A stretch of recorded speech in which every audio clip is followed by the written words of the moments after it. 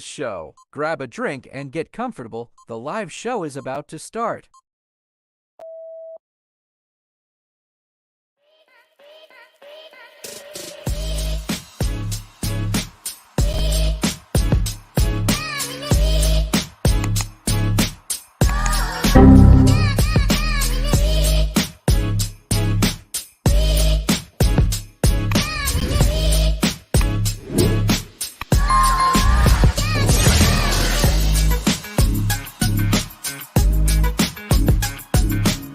Atlantis Coin Market is an exclusive access crypto marketplace powered by SXRN, an AI auto trading algorithm, and uses the EARN token as its reserve currency.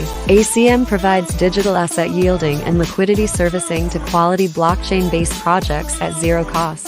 ACM services are designed to increase exposure, circulation, and utility of your favorite digital assets. ACM is part of a group of protocols that help power the City of Atlantis ecosystem project. COA, City of Atlantis, is a virtual real city of industry that tokenizes real-world assets in multiple sectors including natural resources, real estate, digital entertainment, and consumer products. For more information, join their TG at Atlantis Coin Market.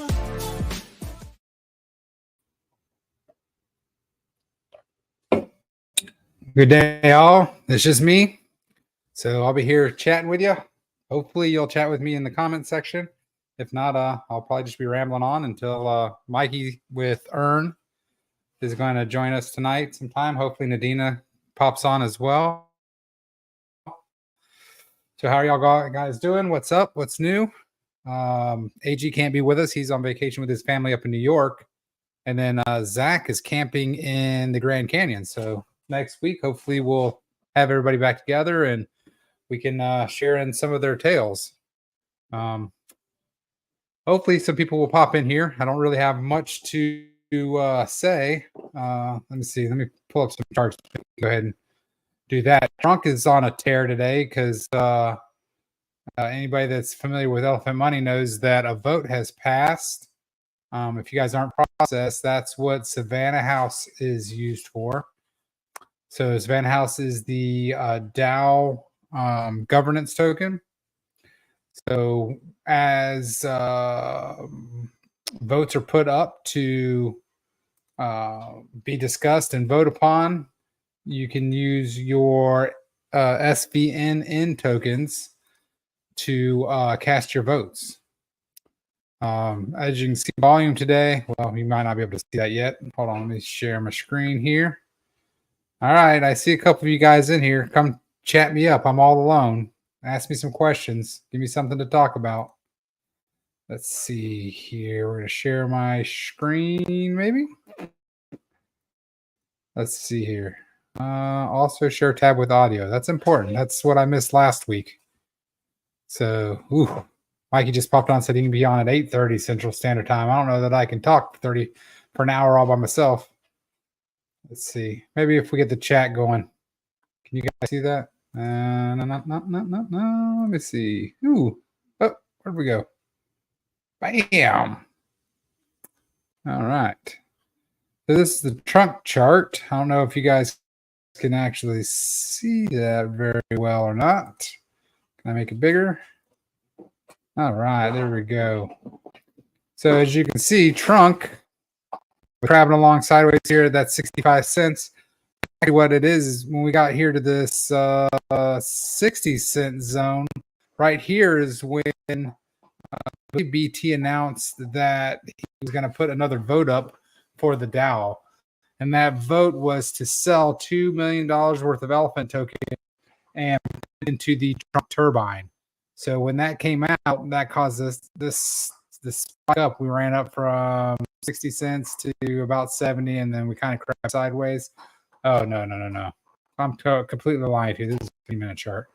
Let's go to an hour chart. All right, here we go.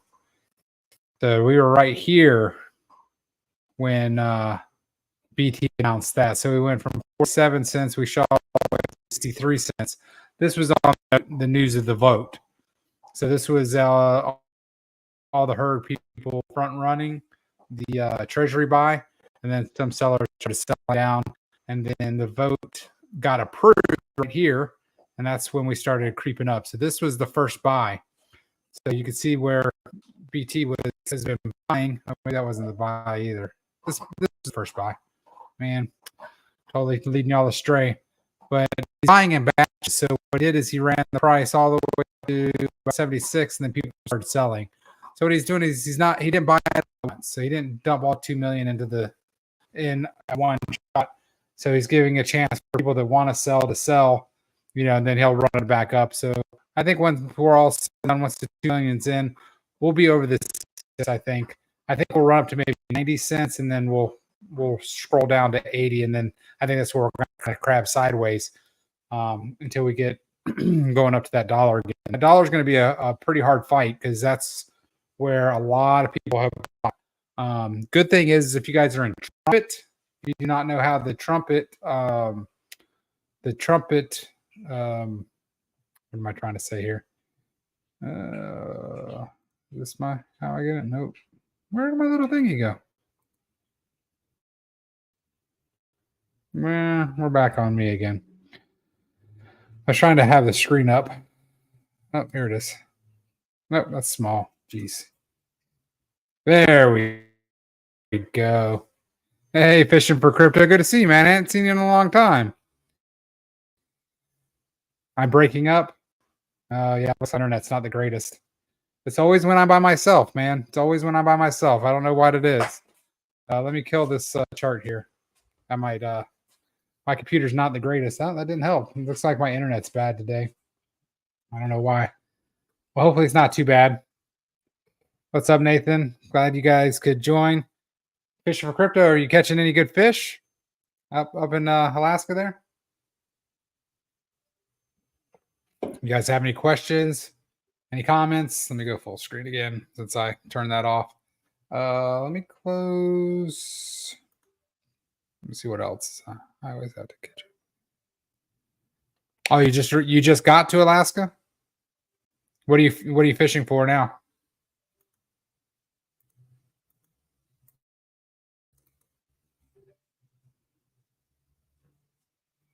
Ooh, nice. On the 10th. Oh, you're gonna miss our James Pelton interview. The 10th we have a interview with James Pelton. So it's gonna be me and CC Man. Oh, pollock. Nice. That's the fish that McDonald's has, right? Or that's what everybody has. Pollock. Is that what makes the fried fish? Besides what's up besides Trunk? Yeah, right, Nathan. I know Trunk's on a tear. I wish my damn internet wasn't so crappy. I don't know why it's bad today. I don't even have anybody at home. One of my kids is at grandma's house and wife's working, so. Yeah, that's good. We can't wait. It's going to be an Earn video, so it's going to be me and Crypto CC Man talking to James about Earn. See if we can get him in. We have a couple things to give him as a thank you for talking with us. Vodka and cranberry. What is everybody drinking tonight? I see a few of y'all. Mikey said that he can be on about 8:30. If you guys are not talking to me, I don't know that I can hold the fort down for an hour all by myself. Yeah, me too. I like CC Man. That guy is so his attitude is so infectious. He says it's just awesome. I love watching his videos. They always bring a smile on my face. If I'm having a bad day, I definitely try to catch up with CC Man.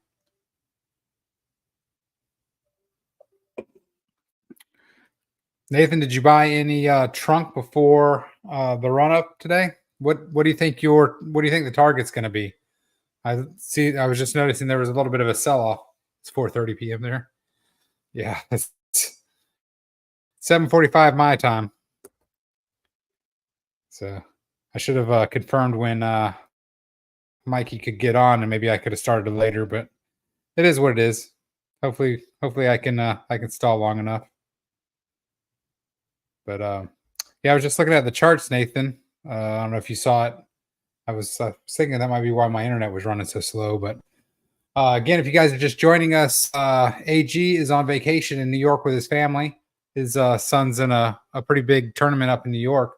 And actually, my son is playing in the same tournament in in 2 weeks. So I'll be here next Monday, but then the Monday after, I don't think that I'll be here. We'll be in the exact same place. It's called Cooperstown, New York. It's where the Baseball Hall of Fame is. And they always have, every summer, they have big tournaments for all the 12-year-old teams in the nation. So it's kind of a big deal. We get to go to the Hall of Fame and things like that. It's pretty cool. Some of you all might have seen AG was at Niagara Falls, and we have a tour scheduled. So if you guys have ever been to Niagara Falls or in that area or in the Cooperstown area, what should we go look at?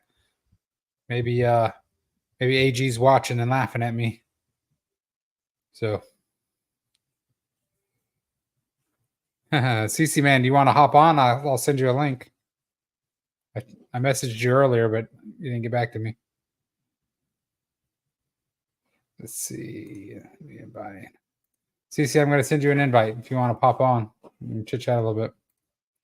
Or for anybody else wants to hop on and talk, I'll send you a link too. Just let me know. There you go, CC man. I sent you a link in case you want to hop on. No big deal. If you want to hop on, I sent you a link. We can give a kind of a prequel to the Pelton interview. Nathan, what's your target for trunk? What about you, fishing for crypto? Did you score any trunk before it started running up? I've been DCAing basically since it was $1. Every time it went down, I DCA'd more. My last buy was right at 4 cents. Well, not my last buy, but my lowest buy was right at 4 cents. My last buy was at 53 cents.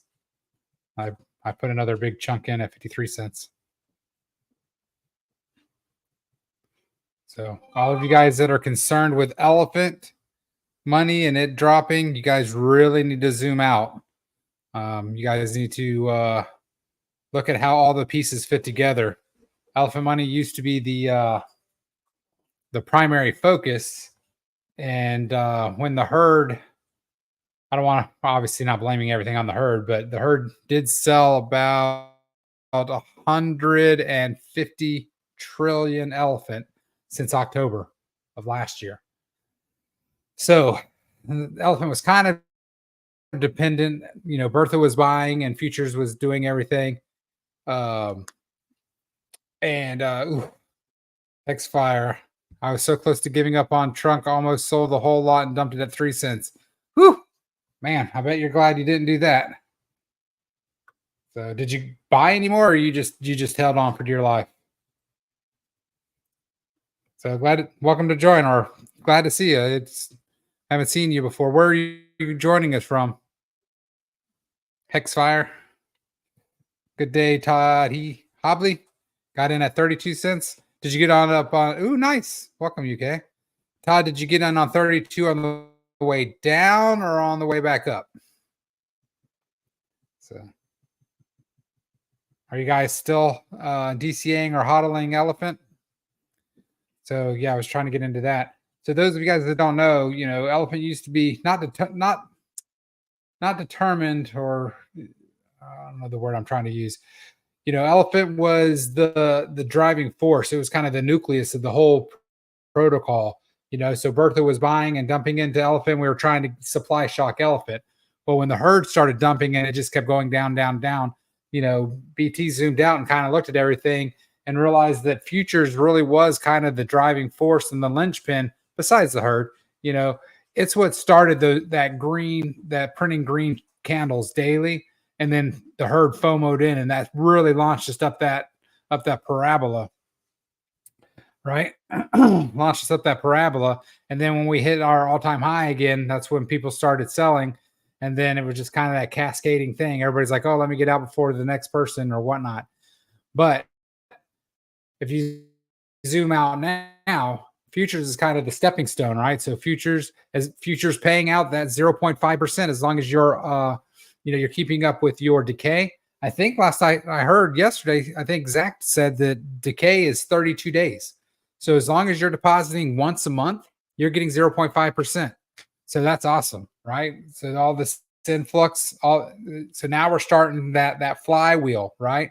So when you deposit into futures, 50% buys elephant, sticks it into the elephant treasury. 10% goes to the BNB reserve. The BNB reserve is the highest it's been in since October, probably, right? Since it was created, which means that gives us the runway, right? So now when you deposit into futures, you have a personal bonus, but you also have that base bonus. That base bonus is what your runway is on your 0.5 before your decay catches up from your personal bonus.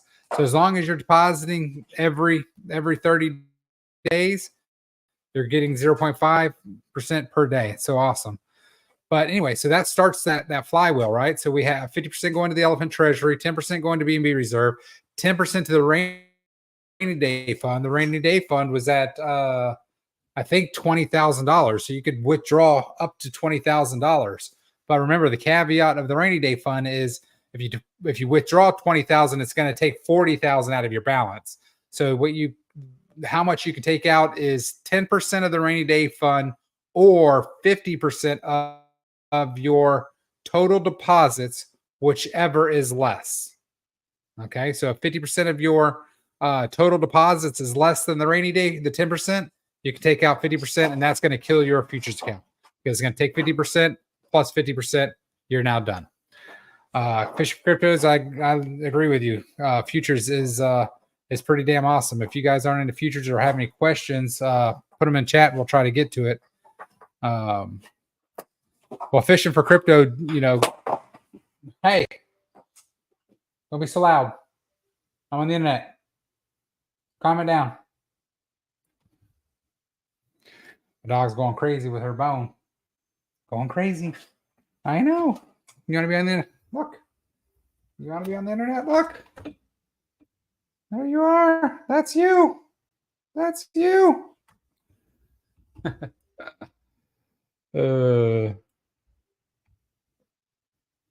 So again, rainy day fund, 10%.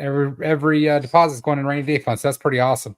That's pretty awesome to know that if an emergency happens, you have access to those funds. 10% going to the BTC turbine. Last I checked, we were at 9 BTC already. The V10 turbines just started 6 weeks ago. 6 weeks ago, the elephant money has already collected 9 Bitcoin. What's that going to be in 5 years? How much is Bitcoin going to be worth in 5 years? How much Bitcoin will the treasury own in 5 years? Holy cow! It's like just stair stepping. It's awesome. So turbine, 20% of your deposit goes to the trunk turbine.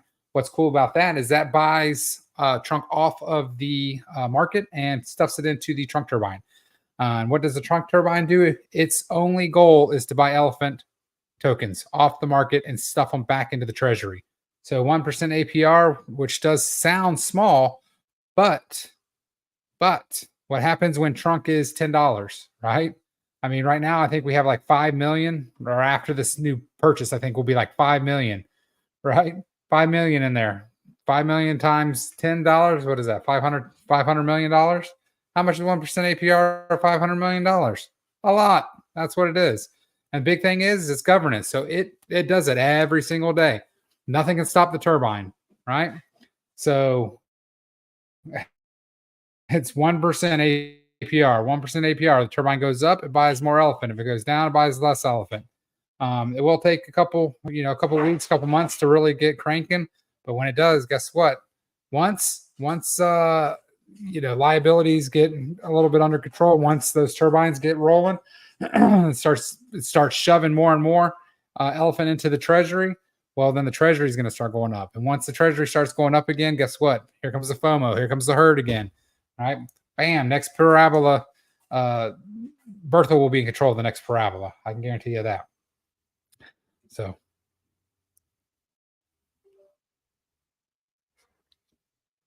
What? Dang, Hellfire. Did God talk to you too? All things he said he got a message from the dear Lord above, and he sold at the top. That's crazy. I did not sell at the top. I've actually still been buying. When should we sell trunk to buy elephant? Well, Justin, that is completely up to you. To be honest with you, trunk's probably gonna be the best buy for a long time. I don't know that I would sell trunk to buy elephant. I might stop buying trunk and start buying elephant again. But that's your call. Everybody's gonna have different everybody's gonna have different goals. $1 is gonna be a fight. There's gonna be lots of people dumping and lots of people buying at that $1. But once we get past that $1 and we hold $1 at support, I mean, it's gonna be like gangbusters. We're gonna hit $5 in no time. Once we get past that $1, so that's just kind of where, when did you buy, Justin? Did you buy at 3 cents? Well, then selling at $1 and popping back into elephant might be good, but it's gonna take a while. I have faith in the elephant ecosystem. I have faith that the elephant token will hit another supply shock and hit another parabolic run. And next time, it's when it goes up, it's not going to come back down. Now there'll still be sellers, right? So it'll shoot up way too high, and then it'll come back down. But when it comes back down, Bertha's going to have that higher supply, so she'll be able to catch it a lot easier than she did this time, right? So I think that between the turbines and how V10 is set up, V10 is a great addition, that's for sure.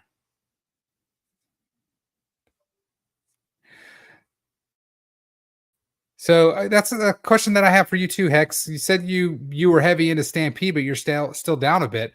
I was really heavy into Stampede, and actually I DCA'd really heavy into trunk at 70 cents on the way down because I thought that it was going to be stable and bounce back up. But the big thing is if you were compounding those early days of Stampede, I mean, I guess it depends on your cost, but I mean, a big thing too is if you DCA'd on the way down on your trunk as well. But compounding with those early days when it was free compounding in Stampede really should have helped. So you took some profits from elephant and put into Stampede. Got it. Yeah, but at that time, at the top, first top, yeah, it had to be the second top. But at that time, trunk would have been so low that you should have been getting a shit ton of trunk. So, for her and for us. And what's up, CC man? Let me see if I can get us. Oh, here we go. Bam. Looking good, my man. Looking good. Hey, are you in your garden? I need to see those vegetables you were growing. Oh, show me apples. Yeah, I'll show you. Yeah, my veggie garden, I haven't had a chance to really. So I'm getting some feedback from you. Do you have me live on YouTube as well? No, I turned it off. Is that better? Yes. Is this better? Yes. Can you hear me? Yeah, you sound great. Thanks, man. I appreciate it. Yeah. I don't know why my camera is so zoomed. I do. I have you. You only have half a face. Is that me? Yeah. Am I messing you up? Nope. I don't think it's you. I've never tried this on my phone, and for some reason, it's just looking. It's like my. If I straighten the phone out, I'm not in the middle of the screen. Yeah, that's weird. Yeah, I'll see if I can fix it. Well, so in the meantime, the question. Here's our apple tree. Looking pretty good so far. Okay. What kind of apples really are they? Or We what don't kind of even apples know, will they be? But they're like Fuji. I would say they're really closest to a Fuji or a Gravenstein. They're very sweet. Gotcha. They don't get So very big, but the they're really sweet. the question that was just asked by Todd was, is there downside to futures? It almost sounds too good to be true. Right. So here's the downside, Todd. The downside is if future fails, so does elephant money. Right? Because the way it's been designed is it's a flywheel. And right now we have $70 million still in in liquidity, which is about 2 times what the about 2 times. At least, do you know what futures liabilities are? Is it at 40 million? CC? No. Hey, Not off there the you top are. of my head. Okay. So liabilities for futures, I think it's about 40 million, Todd. So the real question is how is futures different than the other ROI dApps? Hold on, Mikey's in here. Oh boy. Hey, Mikey. Hey, what's up, Hey, CC man? we're just How's it talking. going? Hey, we're just talking elephant real quick. So I don't know if you wanted to Cool. listen. Yeah. So the question was futures. What's the downside? Well, the downside is elephant can't pay all of the future liabilities and elephant dies. So that's the downside.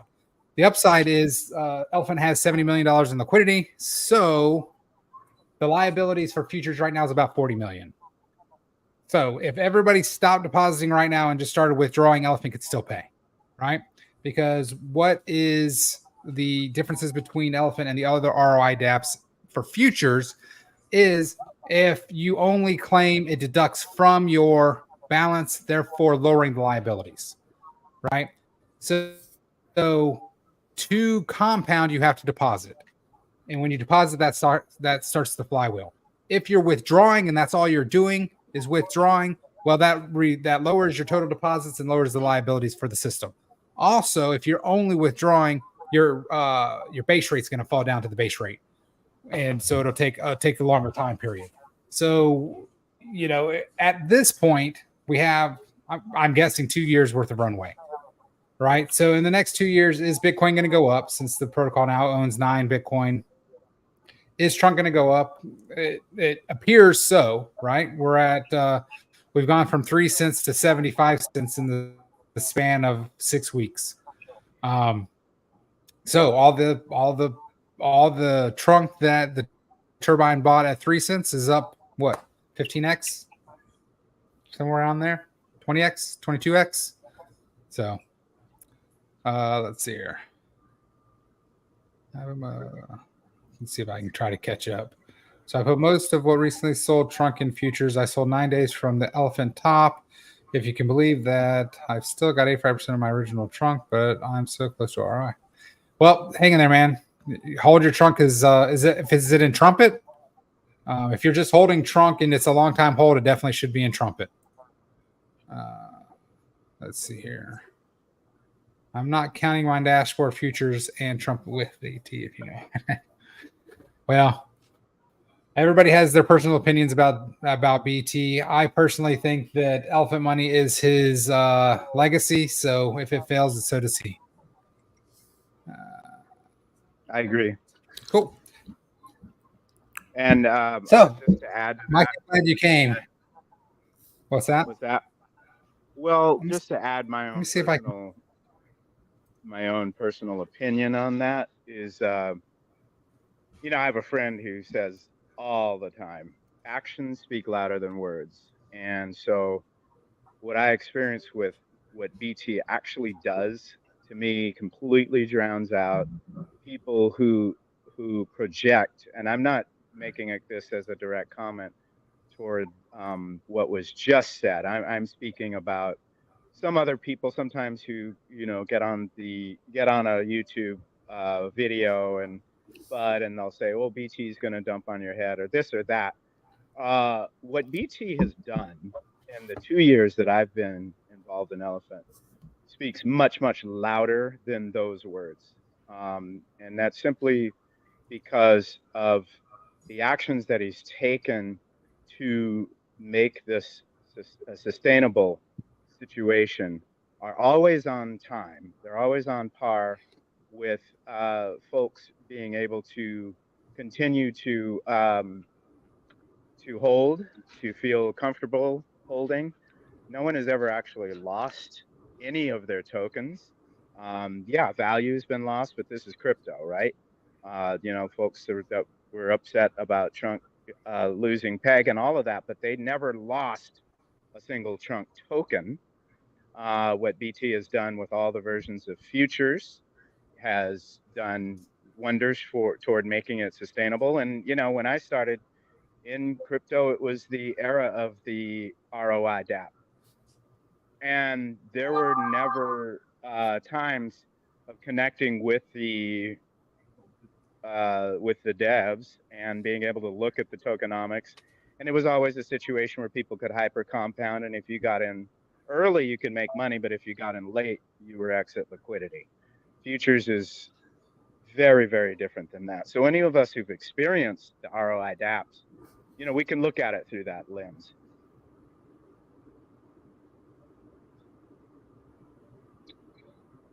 So that's my take on actions speak louder than words.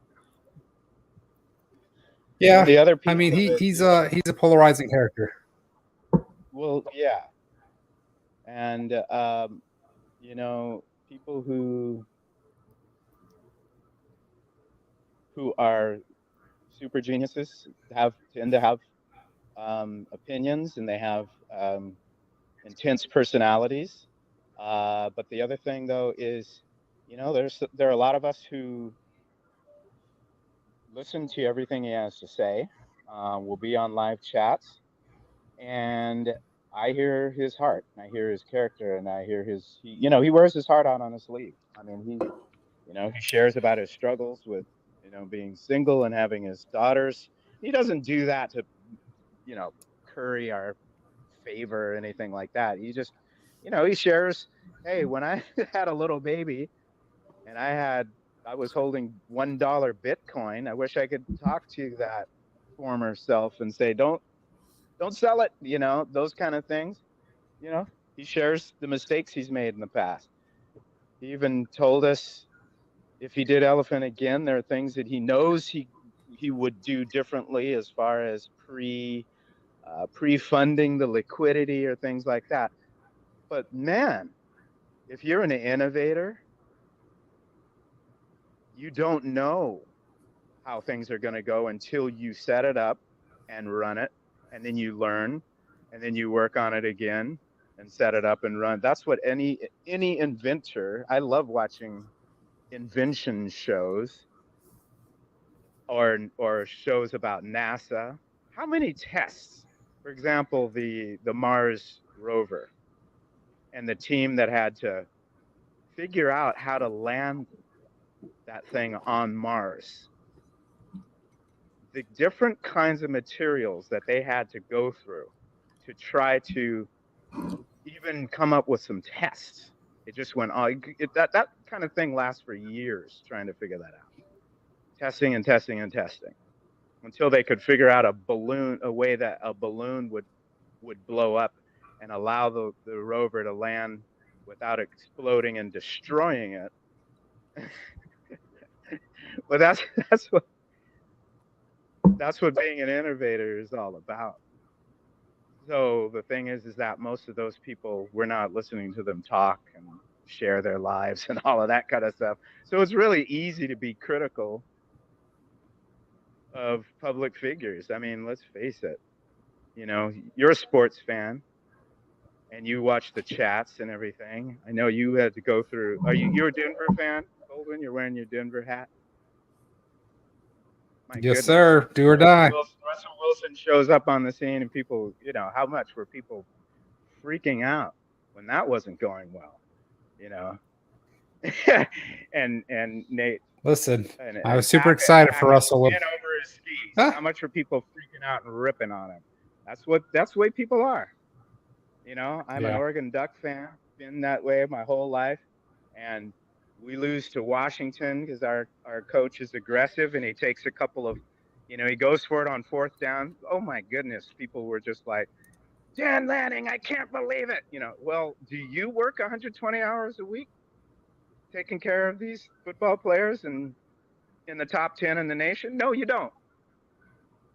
So I get a little bit, I get pretty defensive about that kind of stuff. People are just like so willing to be critical of people who are doing stuff that they're not even doing. Have you released a token? Do you have a 15,000 people in your chat? you have 349 million assets under management? No. But you get off on just, Not yet, but I will in 3 months, mother effer. that. There you go. But the thing is, you've had some opinions, Goldwyn, but you've got a very brilliant mind, and you understand things, and your opinions are said in a respectful fashion, even when you haven't, Yeah.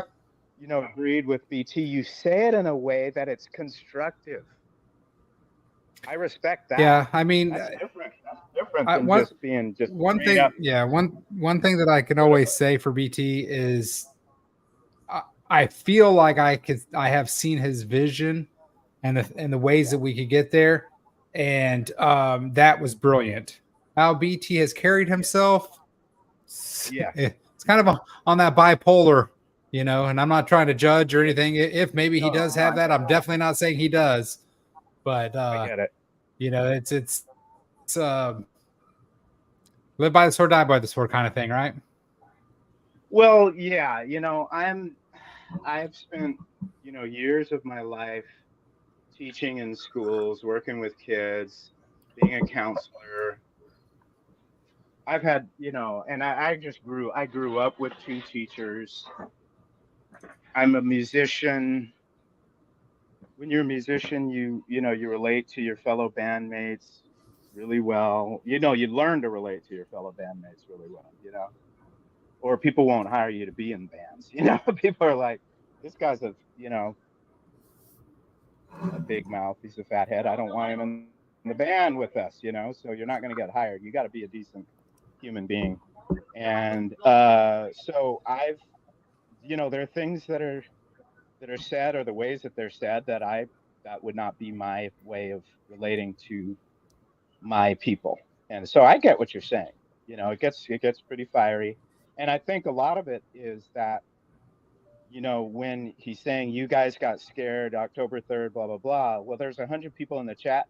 I bet you that none of those 100 people are the ones who got scared, so I would say it a different way, because everybody who's in that live chat aren't the ones who got scared. We wouldn't necessarily, that's just me though. I just relate to people just a little more, just a little less on the pointing finger. And see, the thing is, I know that's not what he's trying to do. I know that people just have different communication styles or different feelings, and he has to take a lot of bullets, a lot of criticism, and people like that, after a while, it gets tiring. That's why people Cece, I don't know if you can read that. Yeah, I got you. Todd said, "Let's face it. There's people on the planet that don't like Led Zeppelin." Exactly. That's exactly it. I can't believe that. So who doesn't like Led Zeppelin? That's right. Who doesn't like Led Zeppelin? Mikey probably doesn't like Led Zeppelin. I like Led Zeppelin. No, I hear what you're saying, CC, in regards to people that are front facing, dealing with different opinions inside of the community and different people's timelines.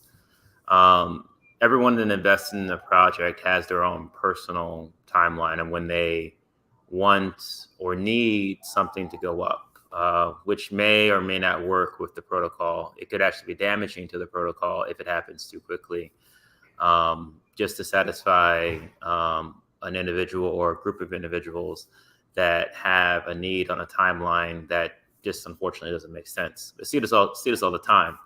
Running Earn, there were a number of folks that can go through and just look at the chat, which is all public. The first few weeks that we launched, so many people panic sold when we went from 5K market cap to 200K market cap and back down to 30K market cap. They couldn't hold at 30K market cap. 30K market cap they couldn't hold because it wasn't on their timeline. Since day one, I've told everyone, dollar cost average, DCA, and don't invest more than you're comfortable with. That's the best advice I can give, because it is crypto, like you said. Things are very volatile. Even Bitcoin going to 70K down to 15 per coin is very volatile, and that's the biggest cryptocurrency that's out there. So we try to teach people education to not overinvest and to invest what they're personally comfortable with. If they're comfortable putting $1 million into a protocol and watching it go down 90%, and that's comfortable for them, then that's comfortable for them. If they're not comfortable with a dollar going to a penny, then they're not comfortable putting a dollar in. You know, that's really a personal choice in what they should be putting in. We have seen many people, you know, panic sell and then panic buy back in, losing all their money because they've overinvested, you know, and it's something actually that I think is something we should just help people understand in the space, that they should dollar cost average in, and the number they should be putting in should be their personal number that works in their lifestyle and their current life, which only they know what that is. Yeah, and that's the big thing that I can tell you that I learned the last bull run, right? I remember looking at one of the tokens I bought for $2,000, and it was at $160,000 at one point in time, you know, and I was all like, man, I should sell, you know, just a thousand tokens at $16,000 right now. You know, I didn't sell any. You know, I watched it go all the way to back down. But you know what? It never got to what I put in, right? And I believe in that protocol. Like, it's one of my five, you know, it's one of my top five that I'm going to hold for, not necessarily ever, but it's one that I don't plan on selling anytime soon, right? Because I just have that much faith in it, because it's real world. It's, you know, it's crypto, but it's not crypto. It's developing real world things. It has real world patents. You know, it just happens to use crypto for, you know, gas and whatever it uses it for. But, you know, Yeah. So Mike, I don't know if everybody here knows who you are. Do you want to do a brief introduction? For folks that don't know me, sure. Yeah. Anyone that's new to, you know, their R2R show, or new to seeing me, my name is Michael, fully doxxed, as you can tell, out of Chicago. I'm the co-founder of Earn. We actually own the domain buyholdearn.com. Got lucky with that one. We run a protocol that launched about almost 7 months ago on the Ethereum blockchain, but it is a multi-chain ecosystem where the same circulant supply is shared across all the other blockchains. And to get a little technical, Earn is a hyperdeflationary reflection token. So that's why it's called Earn. You buy, you hold, and you earn more Earn, automatically compounding. Now, with the Earn token, there's no set percentage interest rate because it's based off of activity, buy, sells, and transfers within the protocol. So the APY, which you could calculate based on the reflections that you're getting, can be extremely high or could be average, however you calculate what you're holding. In general, I think it's pretty high if someone's going to look at the math on that. So the circulating supply on Earn drops over every single day in real time and every single transaction. Earn launched at a 5K market cap, no public pre-sale or private sale, no VC funding. And the reason that we did that is because with everything that's going on, that's just not clear in the regulatory landscape. We didn't want to deal with anything with the SEC down the line because, as I said, we are front-facing, fully doxxed, and the easiest way to launch a token, well, not easy, but the most efficient way to launch a token without dealing with that stuff is to fund it yourself, provide your own liquidity, and then basically just organically grow it, which is what we've been doing. I might have mentioned earlier, we started at a 5K market cap, went to a 200K market cap, set around 30 to 50K market cap for about a month or so, then ran to about 4 million market cap, and then we retraced back down to about 200K. These are parabolic runs, essentially, where the prices goes skyrocketing. So we did that, and then we set around 200 to about 500K market cap for about a month or two, maybe a little bit more. And then we did our next parabolic run up to about 11.5 million. Now, that was that R2R effect. Yeah. Now we're sitting at around $3 million market cap right now. I usually tell folks, you know, like I said, dollar cost average, don't chase the green candle, which can start literally at any moment. Earn is listed on a number of coin tracking sites like CoinMarketCap and CoinGecko, fully listed with the API and the market cap displayed. with the circulating supply dropping rapidly and tokens being redistributed out to all holders, including the Burn wallet, supply shock is a real thing. There's currently less than 2% of the tokens in the V2 liquidity pool on Ethereum. So there's just not a lot of tokens left to buy. There are a number of things that are public and also things that I'm working on in the back end in regards to relationships and partnerships to distribute these tokens out more to people in the community or different folks that plan on using them for their own protocols. We can't really go into it yet because it's not finalized. But yeah, just there's only so much earn. And when you have a limited amount of earn available in the V2 liquidity pool, it's literally a matter of time before the price skyrockets again. I've publicly stated a number of times my personal opinion. I see earn at about $5 per token within 1 to 3 years. I think personally that's conservative. And earn right now is just over half a penny. So, take that for what you want. But that's my personal opinion. And I see it, reaching those numbers on that timeline. So yeah, earn has a lot of other things in its ecosystem we can go into later. NFTs, liquid NFTs. You can't mint the regular NFTs like the Flames and the Flamelings without earn. It's required to do that.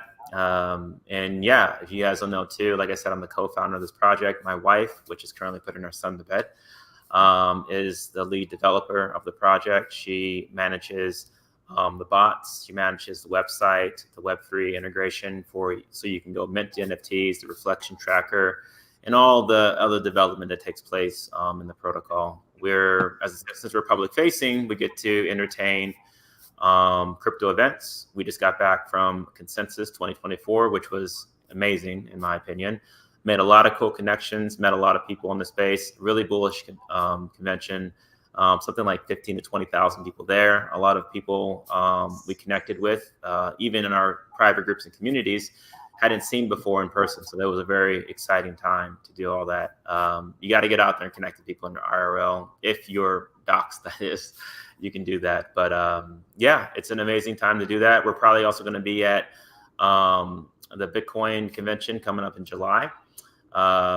That's going to be the second one we've gone to this year, at least out of state. We've been to a couple here in Chicago.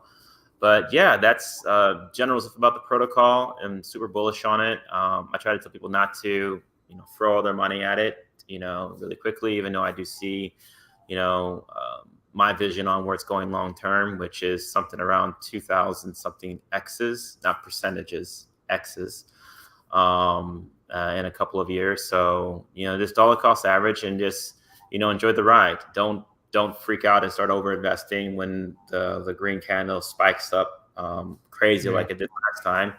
Just set your own personal entry points and just kind of stick with it. And I just say enjoy it. Yeah. Yeah. One thing to know is, it's going to go parabolic, but it can come back down. It can, as fast as it goes up, it can come back down too. Like when we hit we hit almost 3 cents was the all-time high, like 2.5 cents. Yeah, 2.5 cents. Yeah. So it went from 2.5 cents and went all the way back down to a third of a penny or something was, I think, somewhere right around in there. Yeah, and I think it was funny. I spent most of the spaces telling people to DCA, and it just kept on going. But like, guys, there is always a retracement that's going to happen. DCA, dollar cost average, for those that don't know. Yeah, I ain't gonna lie. I got caught up in that FOMO. I bought a lot. I bought a lot at 2 cents. But I can kick myself, and be like, oh, I could have bought so much more if I would have waited. But that's that what if, right? When earns $1, I'm not going to be upset that I bought as much as I bought at 2 cents. So yeah, we all go through that process. So that's the cool thing. We're not alone in that, because we all say that. Yeah, it's all good. We could just kind of have to just go. This is a part of the test, the game, the challenge, the journey, the process. Yeah. I see Justin mentioned benefits of holding earn on other chains. Yeah, so Justin, we have earn, as I mentioned, on additional blockchains. We have it on Solana, BNB, AVAX, and base chain, a total of 5 blockchains, ETH being the primary blockchain where you just hold it and earn more, earn automatically compounding. A lot of folks will come and ask me, you know, what's the best, you know, thing to do in this protocol? Just buy, earn, you know, and that's it, buy, hold, and earn. That's the simplest thing to do, you know, because I think that everything requires earn. Justin, I think the big difference is it's one of two things, right? Are you holding earn for price appreciation? If that's the case, you can buy it on any chain. If you're holding earn to earn reflections, you can only do that on ETH. So the caveat is if you're buying on ETH, you pay fees. You pay 2% fees on your purchases, your sells, or your transfers. But you also get reflections on every buy, sell, and transfer, right? Mm-hmm. So the benefits for buying on the other chains is you don't have those fees, right? So you can buy on BNB and you don't have 2% fees. But if you're on BNB, you do not have reflections. Now, let's say what I recommended to people is if you're buying smaller amounts, buy it on one of the chains that doesn't have fees. And then when you get to your target, like let's say your target is 100,000 earn, right? Once you get to your target, you actually need 100,000, 102,500. It should be your target because you have to pay transfer fees when you bridge it back to ETH, right? So let's say you're DCAing and you're only DCAing like $20 a week or $50 every 2 weeks or whatever your DCA schedule is. You know, DCA on one of the smaller chains, whichever one's cheapest, to be honest with you, right? And then once you get to your target, your hold, whatever you're going to hold, now you want to move that to ETH. That way you can get reflections on it. So that's my suggestions. But just know you will have to pay those transfer fees to bring it back to ETH, right? But instead of paying the ETH gas fees every time you're buying small amounts on ETH, right? It's better to buy it on BNB or Base and pay such a small fee to buy it. Now you just gather your tokens and then move it over, right? And I do suggest you get 100,000 and you put them on ETH because then that qualifies you for the wallet raffle. So we do a raffle every single week on R2R. It's for the flame holders 1 week. This week it's actually the flamelink holders. Next week it's wallet. So if you have a wallet with 100,000 earn on the ETH blockchain, your wallet qualifies. So hopefully I answered that question. No, you did great. Yeah. There's a lot happening inside this protocol. So like I said, we're roughly about half a penny, maybe a little bit more. I think like 0.007, so almost back to a penny. Everything that happens in the protocol movement wise is burning supply. All right. So I think everyone that is here today, in my opinion, is super early. Anyone that's gotten to know me probably sees that I have kind of a slower approach to things because I want this to last a long time, years.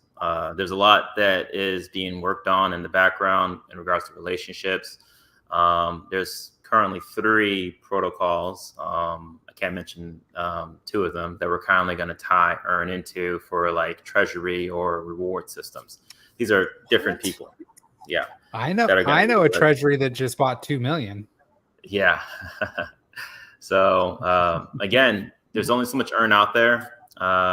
Those that are active in the community inside of the Telegram, notice that I think almost daily we're doing rain airdrops where you just get earn just for being active in the community. We do a number of biggest buy competitions. We're basically spreading the earn out there as much as possible to the early adopters in this protocol. When you look at something going to about, $5 from half a penny, there's going to be a lot of movements on the way up there. I think I've told a couple community members I'm expecting probably 3 to 6 maybe-ish parabolic runs before we get there. Those are massive spikes ups and then downs that are going to happen on the way there. It's not going to be a straight line because people panic. Hey, Mike, when earn hits $1 or $5, are you going to be sad of all the rain that you dropped? No, it's funny because yeah. What's that? Yeah, I'm expecting I'm expecting it to be quite valuable. I mean, Yeah. I don't tell people how much I DCA in. I follow my own model because I have my own personal financial situation. But I do DCA to accumulate, just leading by example. Essentially, you don't see me throwing 20 or 50 or 100,000 off the charts because the markets are volatile. But I was talking to some other founders today about this. You need just consistent individuals that DCA at some point. They don't really care about the price. It's more about the time. Yep. They've picked their own personal amount they're comfortable with. The price, for the most part, is irrelevant, and it's based on the time metrics. You know, you look at how much time is going to pass, and this is not unique to earn or any particular cryptocurrency. Hell, it could be Bitcoin. You know, if you truly believe that Bitcoin's going to end up at $1 million per coin in the next 10 to 15 years, then what does it matter what price you buy it at right now? You know, you could buy it at 70,000, 100,000, 200,000. You still win no matter what point you buy it at. The only thing you got to do is don't overinvest, panic sell, and then don't be in the game. You know, there's a lot of people in crypto that are not going to be in the game in 5, 10 years. They're going to lose a lot of money and just watch it happen. You know, I'm a moderator for Elephant Money in Discord, and that's where all the people go to complain because they can't complain in Telegram. So I spent a lot of time trying to explain stuff, and they're like, oh, well, I lost so much money. I'm like, well, first of all, you only lost money if you sold, right? And you only sold because you, didn't believe in the protocol, right? Or you sold because you felt like you were going to get a bigger return somewhere else. Right. Yeah. So you chose to sell, right? Like you said earlier, right, Mikey? Everybody has their own timeline. Everybody has their own logic of why one thing or the other.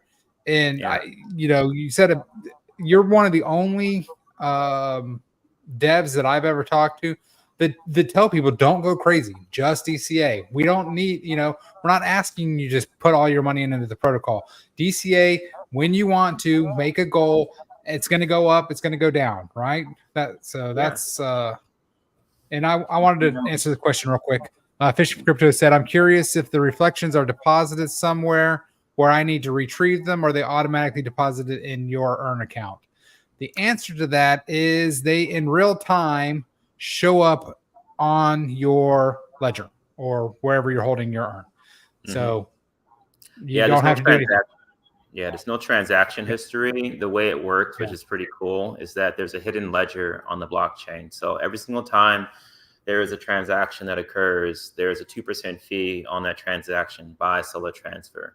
What the protocol does, it looks at what you're holding percentage-wise, and based on the percentage that you hold, a portion of that 2% is distributed onto your amount within that hidden ledger. So you don't see a transaction. Your balance literally just goes up, based on activity. So real time, you're basically compounding and earning more earn for holding. Yeah.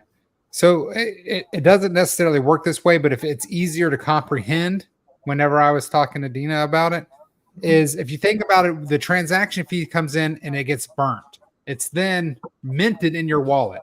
But because it's just your balance just goes up. So that's not, it doesn't actually burn and mint, but if in your mind, it's easier because you're like, why don't I see a transaction? You just think about when the transaction happens, your balance goes up, the percentage is supposed to go up. It's brilliant. All the time. Brilliant. Hey, can I go back to the previous topic?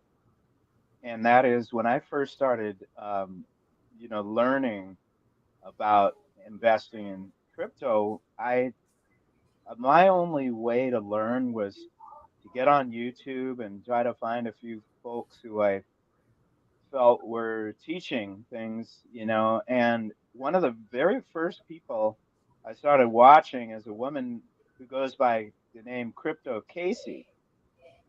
And what she does is she talks about world economics. She talks about the Fed. She talks about what the government does with our money, and then she relates it to the opportunity of investing in crypto. And then what she will do is, she doesn't focus on any single protocol or anything like that. She just speaks of it in general, and she says she'll do calculations of DCAing. Mhm. And she says if you had DCA'd into Ethereum, or if you had DCA'd into Bitcoin starting in, 2017, and invested this amount of money by 2023, it would be worth this much. She totally illustrates mathematically that just simply systematically DCAing into certain blue chip assets. She just uses, Bitcoin or Ethereum as her examples. It Mhm. always gains you more money, and of course more of the asset, so that at the later time when it does appreciate, you have made way more money than if you have tried to swing trade, time the market, do anything like that. And he's not the only person who has said that. In fact, BT was talking about it in the live chat, speaking of the fact that Michael Saylor had no Bitcoin 4 years ago, and it dawned on him, I need to start DCing into Bitcoin. And because of just fully, steadily DCing into Bitcoin, he has amassed a huge portfolio. And so that is definitely what I'm going on. And the fact of the matter is that the vast majority of us don't have bots set up to look for tokens that are trending and skyrocketing, and we're going to set entry points and exit points and do all of that kind of stuff. Really, the only logical way for us to manage, and part of it is to manage our emotions as well. Um, Jed speaks of that all the time. He was a professional poker player. And so you just simply have to manage your emotions. And the best way to do that is to just have a schedule set and do your DCAing at that time. Price doesn't matter. Yeah, what I tend to do is I DCA every week, and then I just pick whichever one's lowest. So I have what I do is I set targets. So like Theta, for instance, when I was buying Theta, my target was 10,000 tokens because you needed 10,000 to stake, right? It's been lower now to 1,000, but at the time I needed 10,000, so that was my goal. So I got a little over 10,000. In hindsight, because I have 10,000, I've been staking that 10,000 for 2 years. I've actually earned more in staking rewards and airdrops from that one token than the $2,000 I spent. It's pretty crazy. So, set goals. Like if your goal is 100,000 earn, you work on that. Maybe you're buying earn, and maybe you're buying trunk, and maybe you're buying the raise all in token. Maybe these are things you're buying. So what you do is you DCA whatever your schedule is, right? But you look at those 3 or 4 or 5 tokens, whatever you've done your research on, and you found that you want to hold for a long time. Maybe it's Bitcoin, maybe it's Ethereum, maybe it's Polkadot. I don't know what it is, right? But you set goals, right? So every week you're like, oh, well, Polkadot ran this week, so I'm not buying that. Oh, Earn is down this week. Let me buy that one. Right. So every week or every 2 weeks or every month, whatever your DCA schedule is, you just look at your tokens or your projects that you've done your own research, and whichever one's lower, that's when you buy, right? Or you just keep it in cash, or not cash. You want to put it in, USDC, or you want to get it online, but you can keep it in, a cash derivative. That way, when something does go on sale, or say something, falls through the roof and it's down 20% in one day, it's going to go back up eventually. That's the time that you want to have that dry powder to hop on it. Yeah. No, exactly. You know Lamb, sir?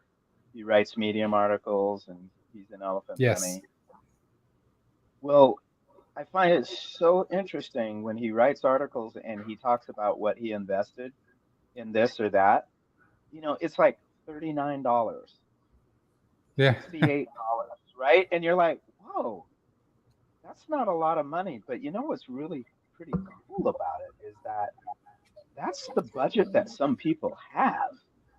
But the other thing I really respect about this is that he's probably not freaking out when things go up or down, but he's going to look up one day, and all of that little, Starbucks money is going to add up over time.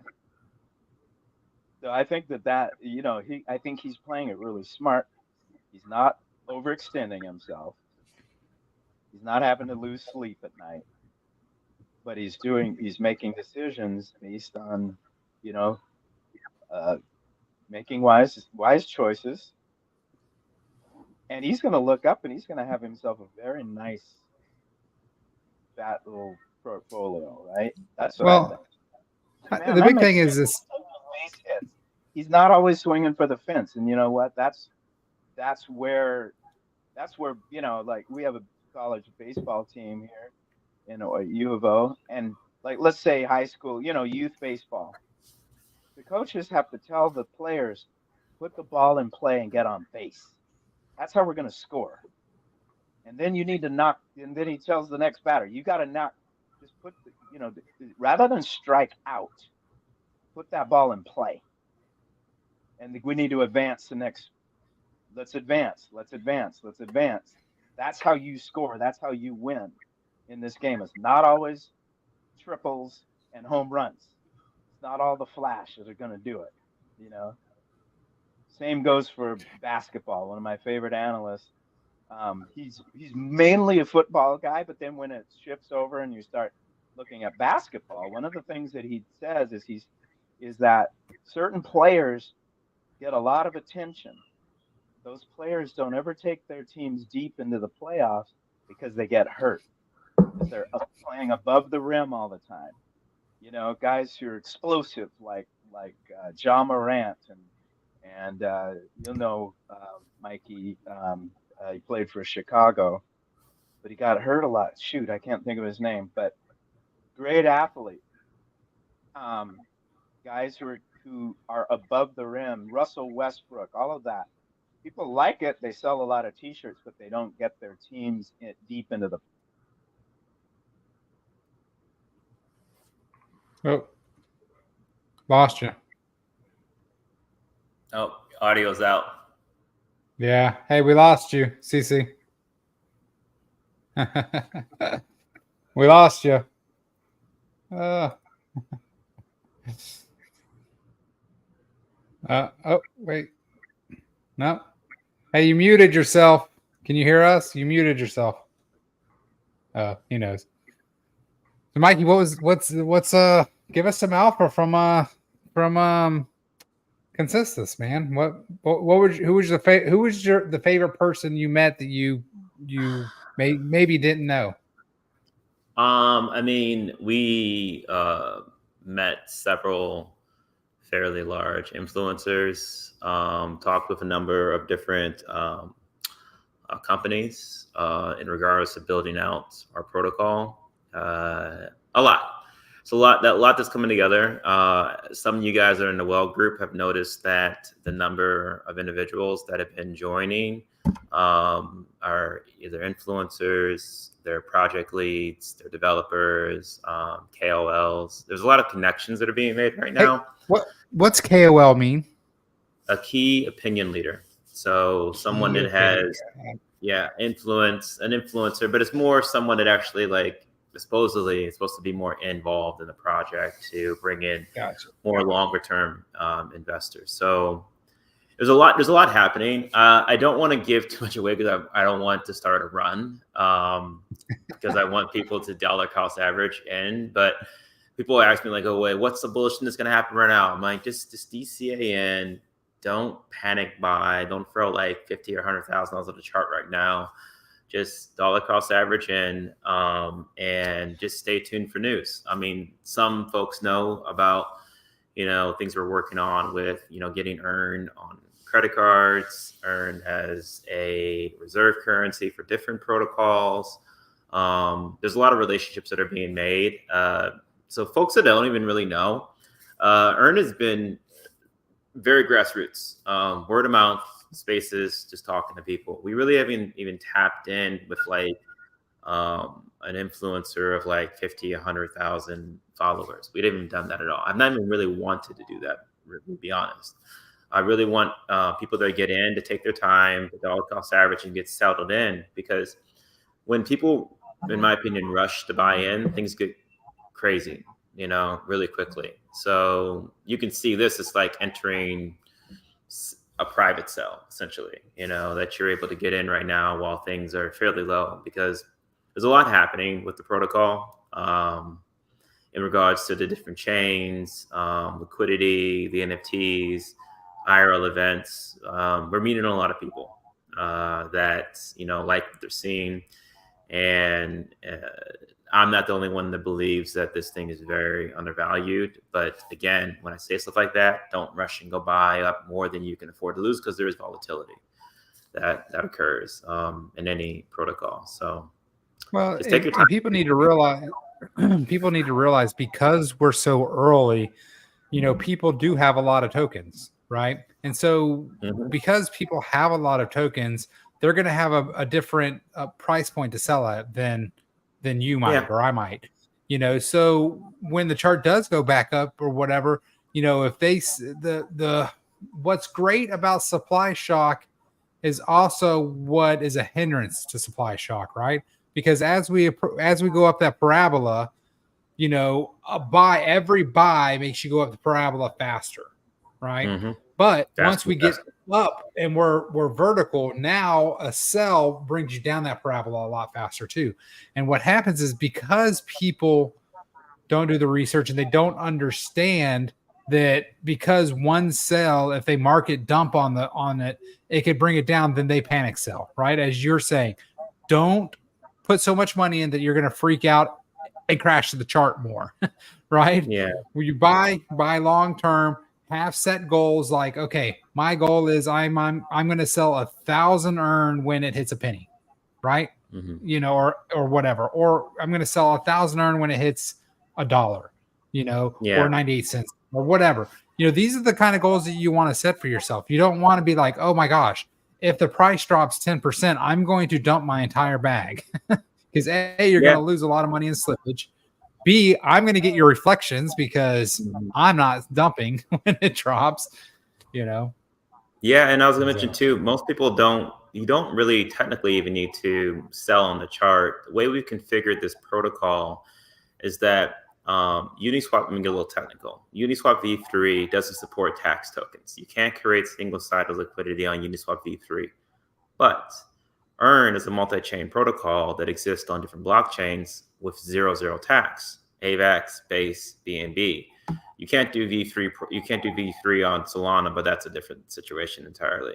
So for the most part, you don't need to sell your tokens on the chart. You could just add your tokens to single-sided liquidity on one of the other protocols and let your tokens be bought off the chart at the price that you pick, and you get the most money possible. This is self-preservation. You want to make a lot of money, add your tokens to liquidity, let them be bought off the chart, no sells, you make the most money, and you don't sell anything on the chart. And this is something that I think more people in the community are starting to get a little bit, slowly educating folks on how to add liquidity, how to take advantage of that, because every single time we go up and we go down and we go sideways, the floor is always rising. It's not just the burn wallet that's accumulating a lot of tokens, which is never going to sell because it's the burn wallet rising the floor.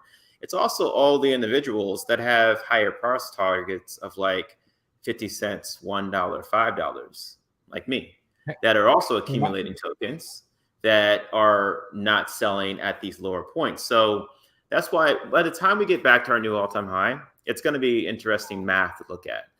The number of tokens in the buy, hold, earn wallet is going to be substantially more. The number of tokens in the burn wallet is going to be substantially more. And the number of tokens actually that are probably going to be redistributed out to all the holders is going to be a lot more. So 11 million it'll probably blow right past that. I predict, and this is my prediction, will settle somewhere around $30 to $50 million market cap on the next run up, maybe even more given how the market is. And then we'll probably retrace back down again to about 12, 15, and kind of hover there for a little bit. And that's because of the floor. The floor is rising on every single transaction. And it's not just the Ethereum side of this protocol. It's also all the other chains that are moving too. Ethereum runs up, all the other protocols are moving up and down too. Liquidity is building. There's more adoption on those other chains. There's a lot of moving pieces here that make this thing just go up in a weird way. You look at it indefinitely. Hey, Mike, I need to interrupt you for just a second. CC Man's got to bounce. Okay. Yeah. Oh, we can hear you again. Yeah, we can hear you. Yeah, we got you. Guys, thank you very much. Hey, thanks for hopping on and talking with me. I could only talk for so much to myself. Hey, you take care, man. Get you later. Okay. Yeah. Thanks, guys. Hey, we'll see you. Yeah. Thanks for joining us, CC Man. Awesome. Appreciate it.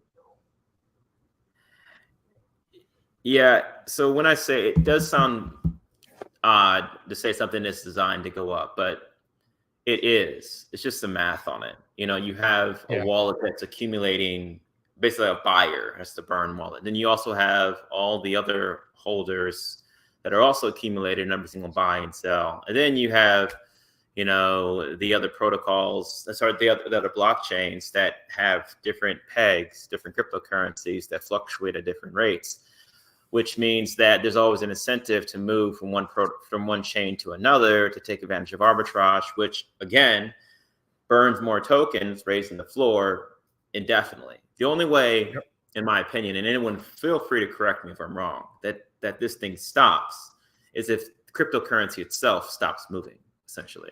Yeah. So I wanted to add to what you're saying. When you say the floor is always rising, people need to realize that what's happening is on every transaction on the ETH side, there's 2% in fees. Okay. 1% of that goes to the burn wallet because it owns 50% of a little bit more than 50%. 57, right? Yeah, right, a little more, yeah. Yeah. So out of every 2% that is collected in fees, 1% is burned. So on the ETH side, 1% of every single transaction, every buy, every sell gets burned, right? So therefore, there are less tokens in the world. So therefore, the floor is rising because people are still buying. When you put your money on the ETH side, for instance, you put your ETH in, right? 1% gets burned. It's slightly more than that, but you get what I'm saying. So that's why the floor is always rising. So when you see those giant spikes, those are caused by FOMO, right? Mm-hmm. But if you were to take the underlying curve, you would see a really slow curve. Like humans take it this way. There's a really slow curve. And then what we do is we come back down till we hit that curve. Can we pull the chart up? Let's pull the chart up. See, this is where you guys get me. Let's see. Which one do you want me to try to pull up? Let's pull up the weekly chart of Earn on ETH. All right. Earn on. Yeah, I always like. ETH. Let's see. Yeah. Earn on ETH. Okay. Let me go full screen. Let me go. Yeah, I do check the. I'm a technical math person. Essentially, I look at things like long-term how sustainability models. Right. Okay. Yeah. See, AG's the one that does all this technical stuff. All right. Share my screen. Share. All right. I got it shared. Let's see. Awesome. Can you see that, or do we want to go full screen? Is that better for you? Yeah. That's good. All right. Yeah, so you'll see the lines. These are mine. I drew these lines so long ago. Let's see if that is that better. Can we do a fib chart or anything on there? Yeah, let's raise it up a little bit. Raise it like expand it. Yeah, like that. Okay.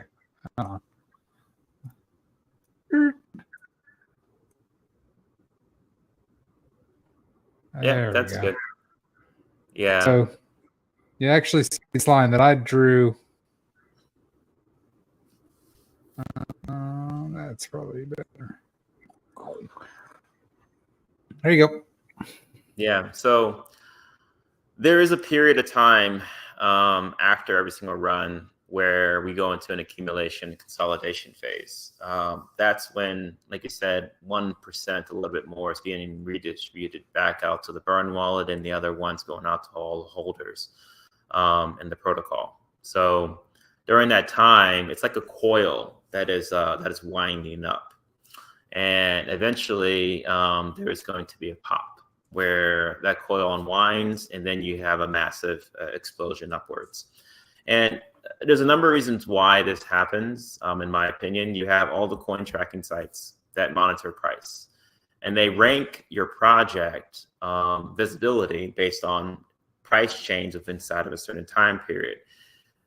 Price goes up, ranking gets higher. Ranking gets higher, more people see it, price goes up. It's a snowball effect that occurs.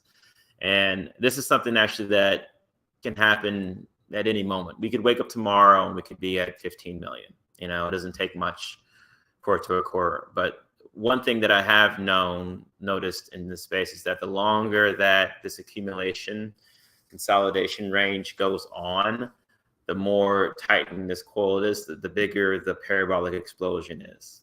So that's why I say just accumulate DCA and, you know, don't chase it, because when it happens pretty fast, essentially. And the last time I think was about a month and a half, maybe 2 months before that coil unwound. And then it started running. You had, you know, top gainers on Dex tools. I think we had top gainers on CoinGecko. I don't think we didn't even have CoinMarketCap at this point. So there's a lot of stuff for the next time, like CoinMarketCap, with all the contracts that are displayed there, with everything that's on CoinGecko, with additional partners, people watching it. FOMO is a real thing that kicks in across the board. So 30 to 50 million roughly is what I'm seeing and go to the next time. And then of course you have the retracement, you know, which is expected. Yep. But that's normal. That's natural. Yeah. So when you say 30 to 50 million, so this giant spike right here, so this very tippy top was 11 million. 11 million. Right. Yeah.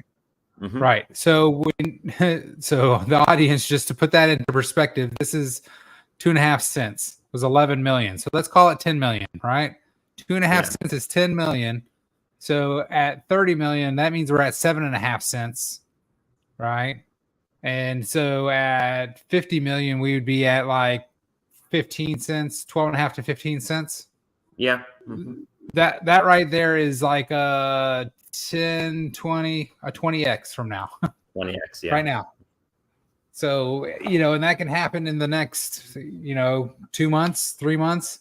I mean, where else are you going to legit hit a 20x in the next, you know, 3 months? Theoretically speaking. I mean, personally, I give it I would say within the next 3 to 4 weeks. I could be wrong.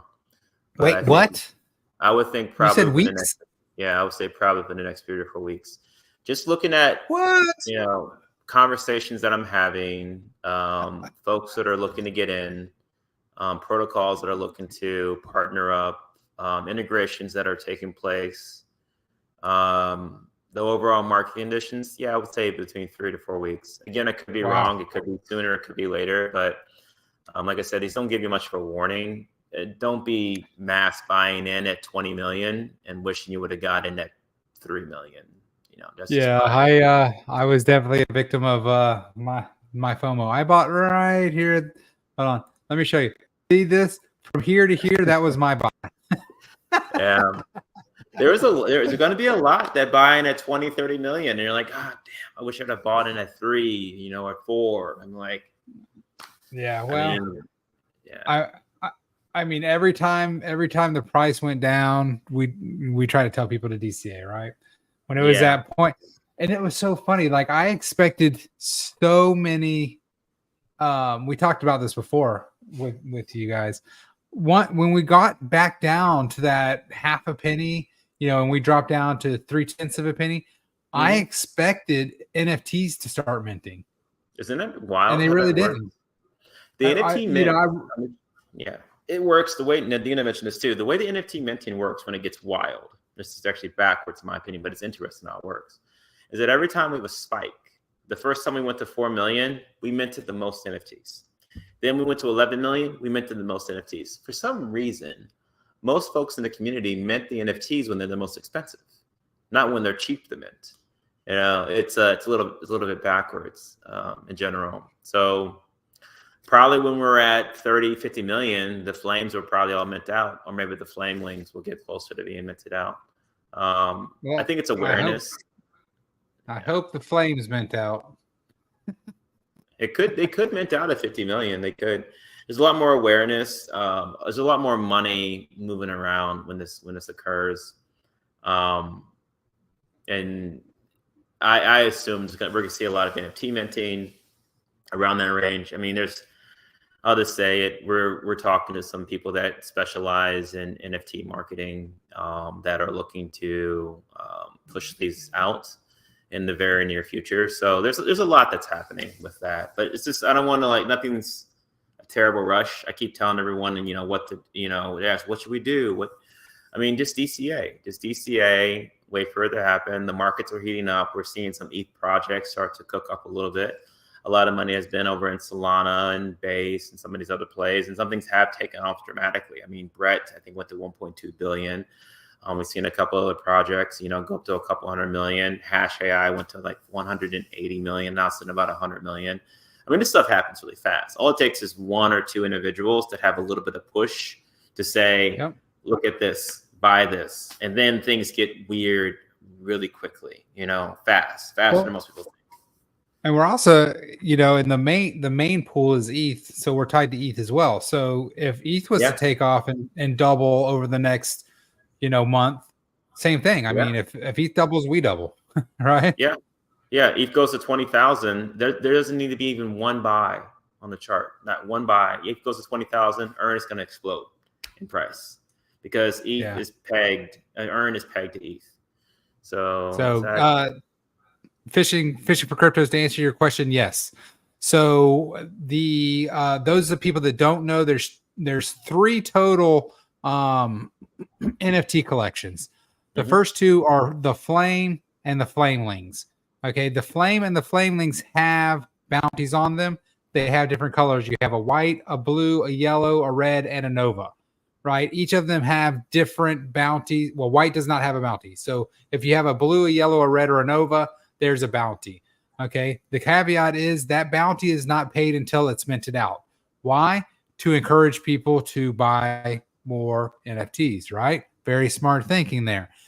There's also the second largest holder is the buy, hold, earn wallet, or are they the first? Oh, so Burn Wallet would be the Burn Wallet is, and then the buy, hold, earn wallet's the NFT minting wallet. So the buy, hold, earn wallet is when you mint the NFT, it goes into that wallet, and that wallet is a holder. So it has gained reflections. I think the last time we talked, it was at 3 million, right? So it's got to be more than, it's got to be up to probably 3.3 million reflections. 3.3 million. 3.3 reflections. Yeah, reflections. We're not talking about bounties and stuff. So when the Flames and the Flamelings, when the Flames mint out, the Flames will start getting their reflection share. Yes. Right? Both don't need to mint out. And then when the Flamelings or if the Flamelings mint out before the Flames, which is possible because they're cute little fuckers. That's what my mom calls them. Yeah. Cute little fuckers. My son's always like, it's mommy and then it's daddy, because we have our Flamelings as our PFPs, and he sees this on our phone. It's like, nice. Oh, that's mommy, that's daddy. Yeah. He's like, mommy's Flameling, daddy's Flameling. Yeah. But yeah, they could. But yeah, the distribution of the we call it reflection share happens after the collection mints out. So half of 3.5 million tokens will be distributed out to the flame holders. I still think it should be more I still feel like it should be 70-30, just saying. Yeah, we thought about ways of actually being more technical on it, but it's easier to split it in half, because I know yes, who's minted first and that, but it's an incentive to mint out the flames. It gets them minted out faster, because if the flames are going to get more sooner, then that even pushes the flames to get minted out faster. Everything's an incentive to make them get minted out quicker, essentially. That's what I'm saying. If you said, oh, look, the flames are going to get 70%, now let's buy more flames. But I mean, it's because the Flamelings will have longer to collect more reflections. So that's why I think it should be, I feel like it should be weighted more. Yeah. But speaking of Flamelings, we do have a giveaway. Do we want to do that? real quick? Yeah. We got I did the snapshot a minute ago, actually. So, yeah, Cool. anyone that doesn't know, every single Monday we do a drawing. Just pick a random number between 0 and 1,000 or 0 and 999. And if you hold a flame or a flame link or you have a wallet, there's a post that I put inside the TG that explains this. All you got to do is hold. And then if your number is picked, your wallet's the number is picked, or your a flame link or a flame you're holding number is picked, you get 100K earned. I was a little bit delayed getting everything sent out in regards to, well, not delayed on the liquid NFT airdrop because I said within 72 hours, but everything went out today. So anyone that, has watched the previous videos and happened to be the winner of those lottery draws, you guys have 100,000 earned. If it was your wallet, if it was your flame, or if it was your flame link, you got sent out to you on the BNB side. So congrats to whoever that was. All right. And the important thing to note is you do not have to mint those NFTs to be the winner. You just have to hold them in your wallet. So if you go to Rarible or to OpenSea, right? Rarible, you can buy flames off of Rarible. Last time I checked, there was 4 or 5 white flames for really cheap, right? Yeah. So if you guys, those are lottery tickets. And I think we have like 12 more flame drawings. So if you buy a flame, that's a ticket for every single week, right? And the majority of the time, it's going to be a white one. So people that are like, oh, I got a white one. Well, that white one can now earn you 100,000 as well. So the cheapest white flame on Rarible right now is point. So that is $103 right now. But if you hold that flame in your wallet, number 97, I'm looking at right now, and you get 100,000 earned sent to you, you're going to get $700 sent to you. That's 7 times the amount.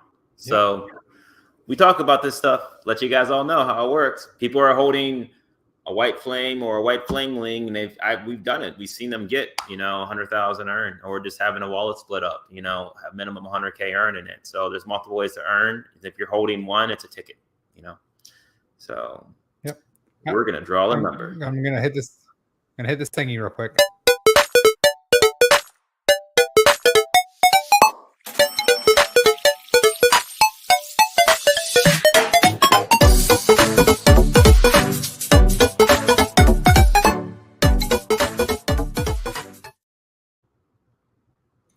I don't know why that's my favorite little damn animation that AG's made. It just makes me so happy when I see that damn thing. It cracks me up. All right, let me see if I can get this. Bam.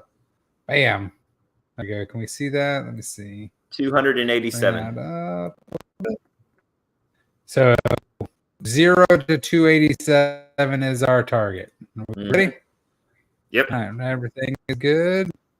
We've been on a pretty good run. I think we're 3 weeks in a row of giving some money away. Under 287. Yeah. Let's go 187. 187. Oh, day. Dude, that's almost double. That's so crazy. It's almost exactly double. So weird. Yeah. No winner today. All right, guys. Next week we will be spinning 4 wallets. So if you have $1 million earned and you want to break it up into 10 wallets, that has to be ETH earned. Remember that. If you want to break it up, that gives you 10 chances. And somebody, the last wallet had just over $1 million or just over 100,000 in their wallet too. So they doubled their wallet. Yeah, I mean, that's the easiest thing to do. If you guys just have earning your wallet, like Godwin said, just split your wallet up. If you have $1 million earned, that's 10. Just split it up, and then you have 10 opportunities to win 100,000 earned. So I got a message from Todd. Super new to crypto, hence the lack of cool crypto name. What's the best path to purchase from cash to earn? Hey, Todd, are you in our TG group? I mean, I can give you the fastest way, in my opinion.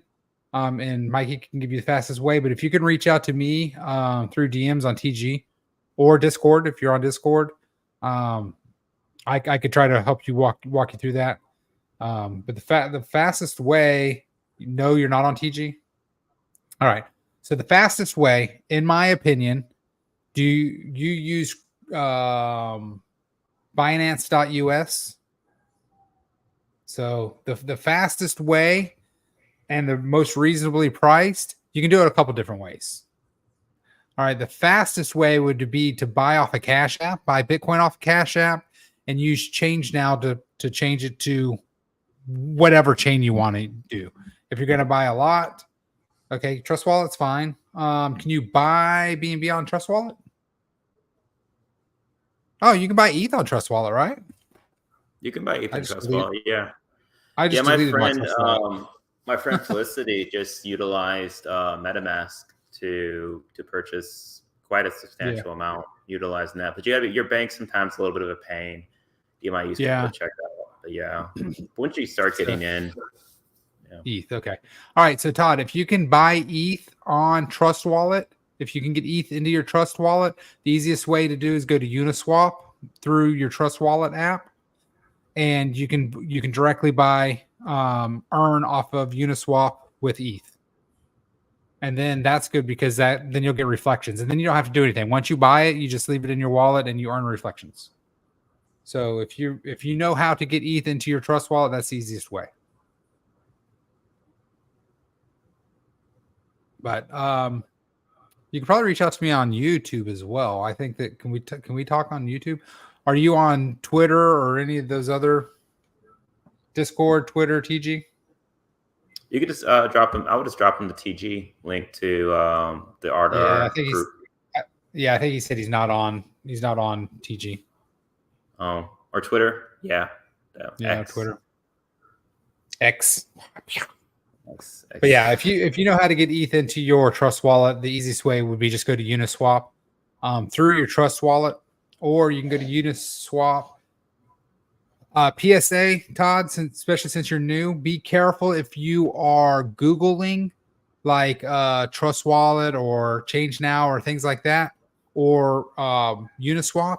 Make sure that you're going to the appropriate sites, because if you just Google, let's say Uniswap, and you pick maybe one of the sponsored things, it could be a fake site. Oh, yeah, Telegram. Sorry. All right, hold on. I'll drop the link to our Telegram group, and you can ask questions in there, or you can reach out directly to me, and I can walk you through it. Yeah, and I just want to mention to those that are on the stream, I know you saw it. Sometimes I want to make sure when I convey things about like my personal bullish sentiment on the project and where I see it going to, and I guess in short term, I don't want people to go in and overinvest and make themselves feel uncomfortable. Nadine and I, she's the co-founder. We're here every single day. Since this token launch, we've been here literally every single day to try to help community members get in and get in comfortably or answer questions like this. We want people to feel comfortable, invested in the protocol, to take their time. To be honest, if you don't feel comfortable, take a week, take a month, to get into it. It's not a rush. We're not going anywhere.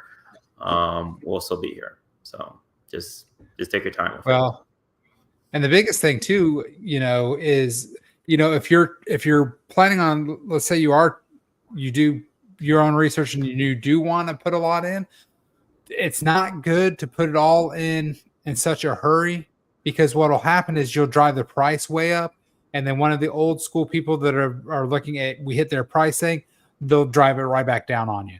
So it's better to DCA over, let's say 2 weeks or something. You just buy a small amount every single day.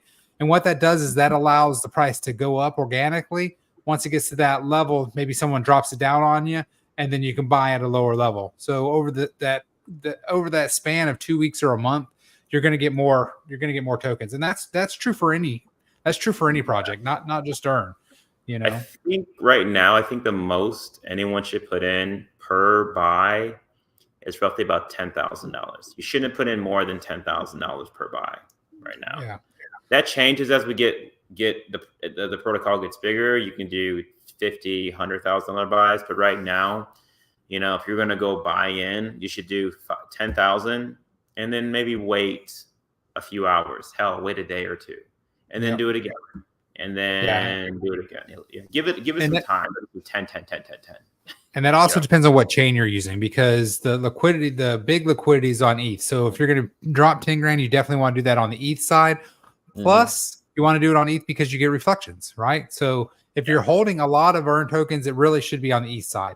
I get it if you accumulate it, like I said earlier. If you're DCAing smaller amounts, it's better to accumulate and then move it over and just pay that tax the one time.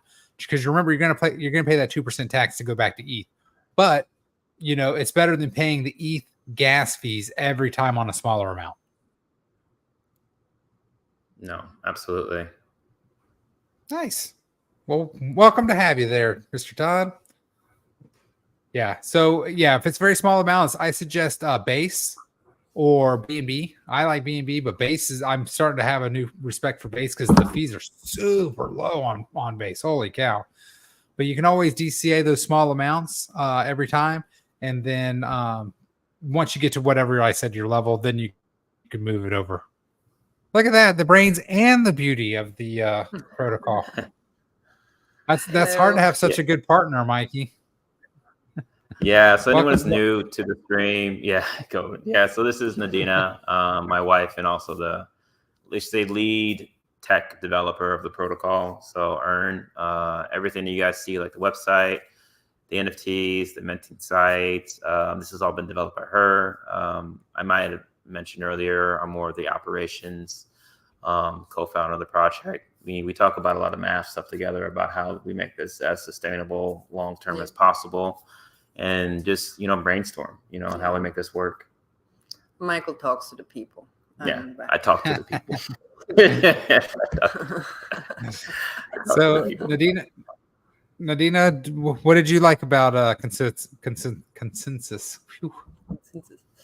It was cool to just see like the type of people, that I think I made a post about it. It's kind of, I think in no other industry you have such a wide breadth of complete nerd and genius to extravagant, very interesting individuals that also like to express that, how they dress themselves and so on. So it's kind of, you really have everything. But it's also very cool that you have that diversity, right? So there was a lot that was there. I mean, they even had a DeLorean from Back to the Future. Like one of the original ones? Or one that's it was all decked out with all the Back to the Future gear. I mean, they had a lot. There was a lot there. A lot of speaking booths. I mean, RFK was there talking. That was massive. There was a karate combat. There was basically a UFC fighting ring that was sponsored by a couple cryptocurrency projects. There were a ton of different protocols offering white label services to build your own centralized exchange, maybe down the line. So there's a lot of stuff, there's lots of different things, and also a lot of playful things, some projects had what was this, a hanging contest? Pull up bar, hang for a Mustang. And so who can hold themselves up the longest would get a Mustang, win a Mustang, hang to win a Mustang. Yeah. Man, I wish my kid was there. Yeah. he could hang forever. Area for the XRP Ledger Lounge, Handura. I mean, there's so many videos you can probably find online where they had to record all this stuff. You couldn't attend everything. It was literally impossible. It was very you saw not only the people were so diverse, also crypto in general, that there's so many different aspects you can learn about, whether it's the regulations, the legal aspect of it, or just there are a lot of finance focused startups as well. And then you have all the DeFi and DeGens, those projects. So there are so many different aspects of it. And I think, you are not able to learn everything. But it was just very interesting to see what type of products are developed, and a lot of chains that I haven't really heard of, but it's just another chain you could learn about with their own Metaverse X. One of our community members said to look at this. I mean, I've heard of those, but it was people were very like open to chat, just whatever. Like Yeah, just, cornucopias and all the different. Oh, yeah. There's a video Mhm. game sector for Yes, crypto, mhm. like cornucopias. I think Polkadot was kind of the area. They had one for different credit card options, a lot of security options for securing your finances. Fire blocks if you have a lot of money from a protocol, and they basically have that stuff locked down. Yeah, for so you. they own like they're very specific services. Like Fireblocks is just basically wallet management. Like for all Didn't these Fireblocks get hacked not too long ago? I don't Or know. was it maybe somebody lost their keys to Fireblock? I thought there was something that Fireblock was responsible. They were found responsible. Maybe they weren't. Yeah, I don't think so. I think they mentioned it there. Maybe I'm just spelling. Yeah, there's Filecoin. That was a fun booth actually, where they had the headphones and you had to listen to the guy talk about him wasting a bunch of Bitcoin at 25 cents, and it's like, this is why I'm working at a booth right now. Yeah, he said something like, I bought Bitcoin at 25 cents. I didn't hold, as you can see, at this booth. Yeah. So one of my friends was a developer for ETH back in the day. Like he had a boss that was developing on the ETH chain, and he said it was back when gas was literally an ETH. Like that's how much it cost to send a transaction was a full ETH. So he's all like, yeah, my boss sent me 100 ETH to just do test transactions as they were building out the website. Could you imagine that back in the day, and then you look at how much it would be now if you just had the 100 ETH that he gave you? That's so crazy. Wow. Yeah, I mean that's what I keep saying to some folks actually that are in it right now. I would be surprised, most folks that are in crypto with like let's say between $5,000 and $10,000 in the next 10 years. I mean, if they're not already, multiple millionaires, I expect them to be, if they just keep to a dollar cost average approach, take their time, and don't get shaken out. Yeah. I mean, 10 years. I mean, Jesus. When I talked to you about Ethereum was what, 60 something bucks, $64. I remember exactly, $64, and I sent you some. $64, and what are we, almost $4,000 right now? Yep. I'm like, that wasn't that long ago. Yeah, our friend Rebecca that we got into a crypto. She's also a holder in this protocol. I remember we're just hanging out, at dinner. It's like, okay, you should buy some Ethereum. I don't give advice, but you're my friend. Buy some cryptocurrency right now. And it was $2,000 per Ethereum. It's almost doubled since then. That wasn't long ago. No, it wasn't long ago at all. She's like, you should have told me sooner. I'm like, I don't like giving advice, but like, you know what? If you lose money, I can just cover it. But that's like, you should buy some Ethereum. It's so funny because I know when this bull run's going to be at the peak, when everybody that I bugged the last 4 years that basically just rolled their eyes. So they just told me to shut up so much that I just stopped talking crypto with them. That's why AG and I became friends because he was the only one that would respond, right? It wasn't our neighbor reached out to you. It's like, hey, do you know a quick way to get a couple 100,000 like that into crypto? I'm like, it's starting. Yeah. I was like, do you know this person? Yeah, right. Yeah, and they're like, can I just hand you money? And they're like, no. You're like, sure. What's my cut? Like, man, the fees were amazing to get this money on. I mean, there's a few friends that were helping getting onboarded, right now into the protocol. But there's a lot happening with folks reaching out, trying to figure out how to get in. And we're like, guys, just wait, just slow down. All right, I know you probably heard something in the news, and you're gonna miss out, but take your time. Yeah. Essentially. So one thing that I used last year, maybe 2 years now. It's probably been 2 years. There's a brokerage out of Australia called Caleb and Brown, which is kind of weird because you just talk to them over the phone, but then but they have great reviews and stuff. And I actually used them, so I know that they did just take their fees and sent me my money, which, when you're using a brokerage, the fees are a little higher, but it got the money on faster. So it's one of those things. Like I put a lot of money on through Robinhood, which in the end saved me a lot of money, but it took a lot of time, and it was frustrating. And I had to jump through some damn hoops and stuff. And I look back now, I'm like, well, I saved a lot in fees, but Jesus, man, sometimes it's just worth paying that 2 or 3% to, a brokerage or something, because it's just one thing. You have your bank wire it to them. They get it. They buy whatever crypto you want and send it to your wallet, and Yeah. it's pretty fast.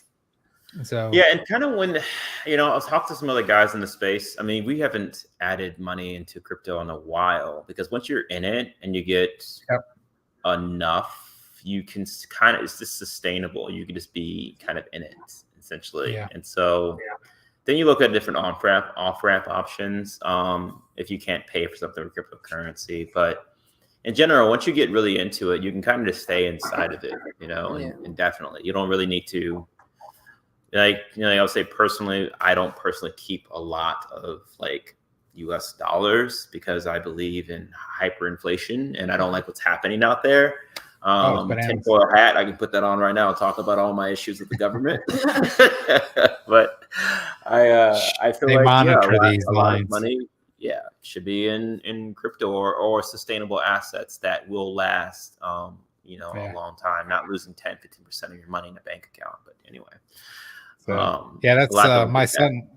My son just got a job, and so that's what I'm telling you. He hasn't gotten his first check yet, but I've been instilling into both my kids, listen, when you make money, you pay yourself, you invest in yourself, because then when you are 30, you'll never have to worry about it.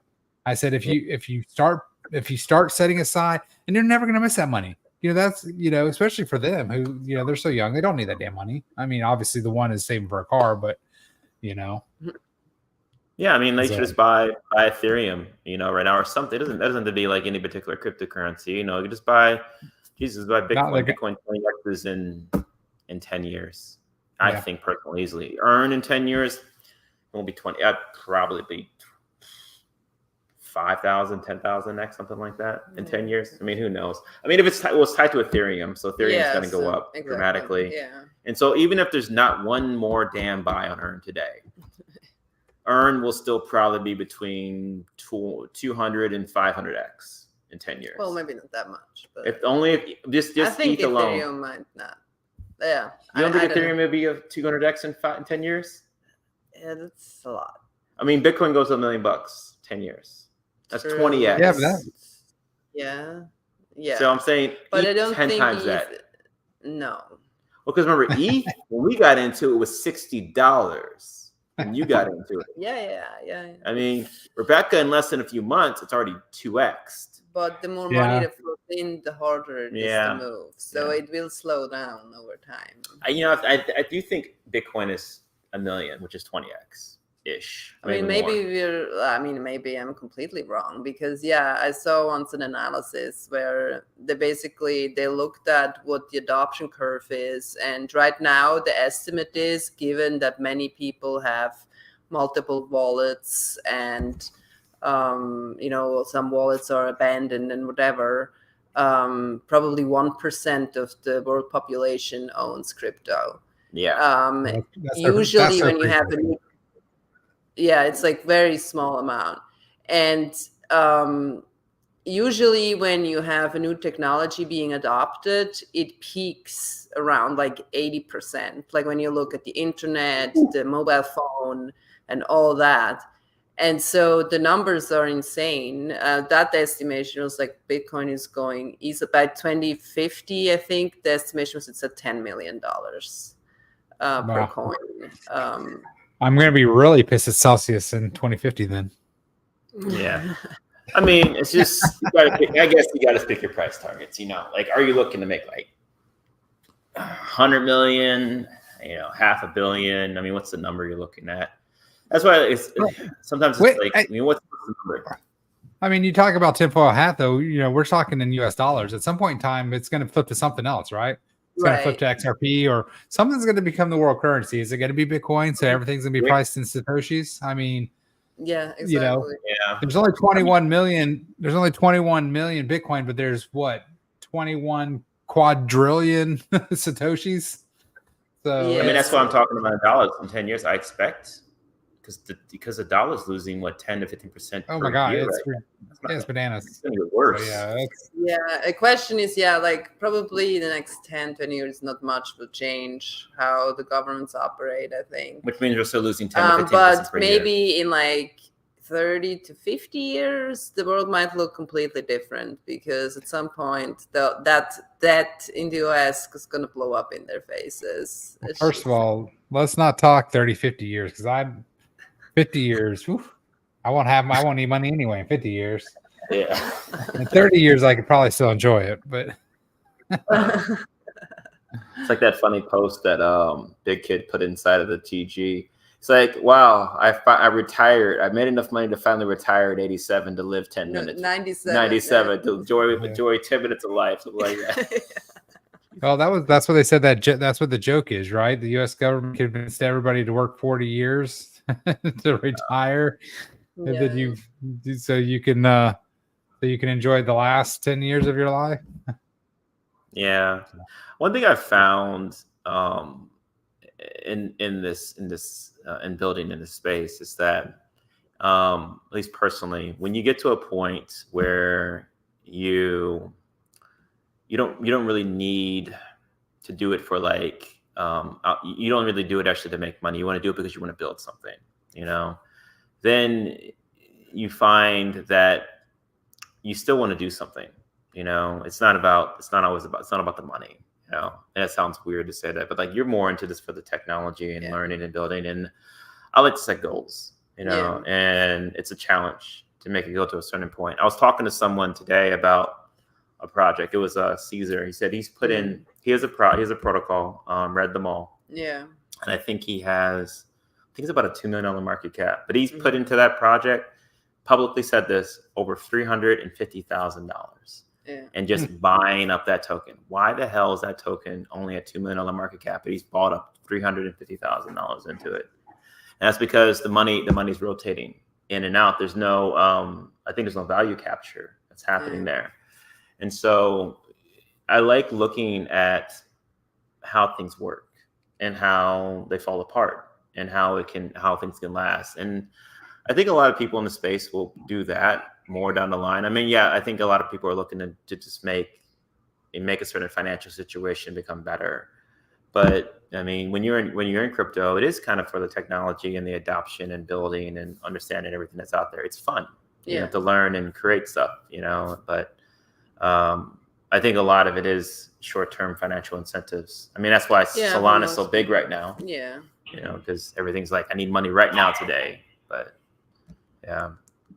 Sorry, a little rant on building things. It's cool to build things, and see how you can make them last. Yeah. But I said before, one thing I would probably do, we talk about like goals. I think one thing I would do is just a bunker, a really nice bunker, because that's the whole tinfoil hat thing again. Yeah, they said, I actually literally just saw a video on that saying like 10 of the top 20 billionaires or something are building like, structures that happen to be underground. It's not nice when you hear that on the news. I don't like hearing that. I don't like hearing billionaires talking about building bunkers or updating them or purchasing property in New Zealand. Why they're paranoid about this stuff. And then you see movies, popular movies coming out like Civil War. Yeah, leave the world behind. That's great. Directed by the Obamas. I'm like, this is great. I love this. There's Layla's comment. Her version of a bunker is an RV.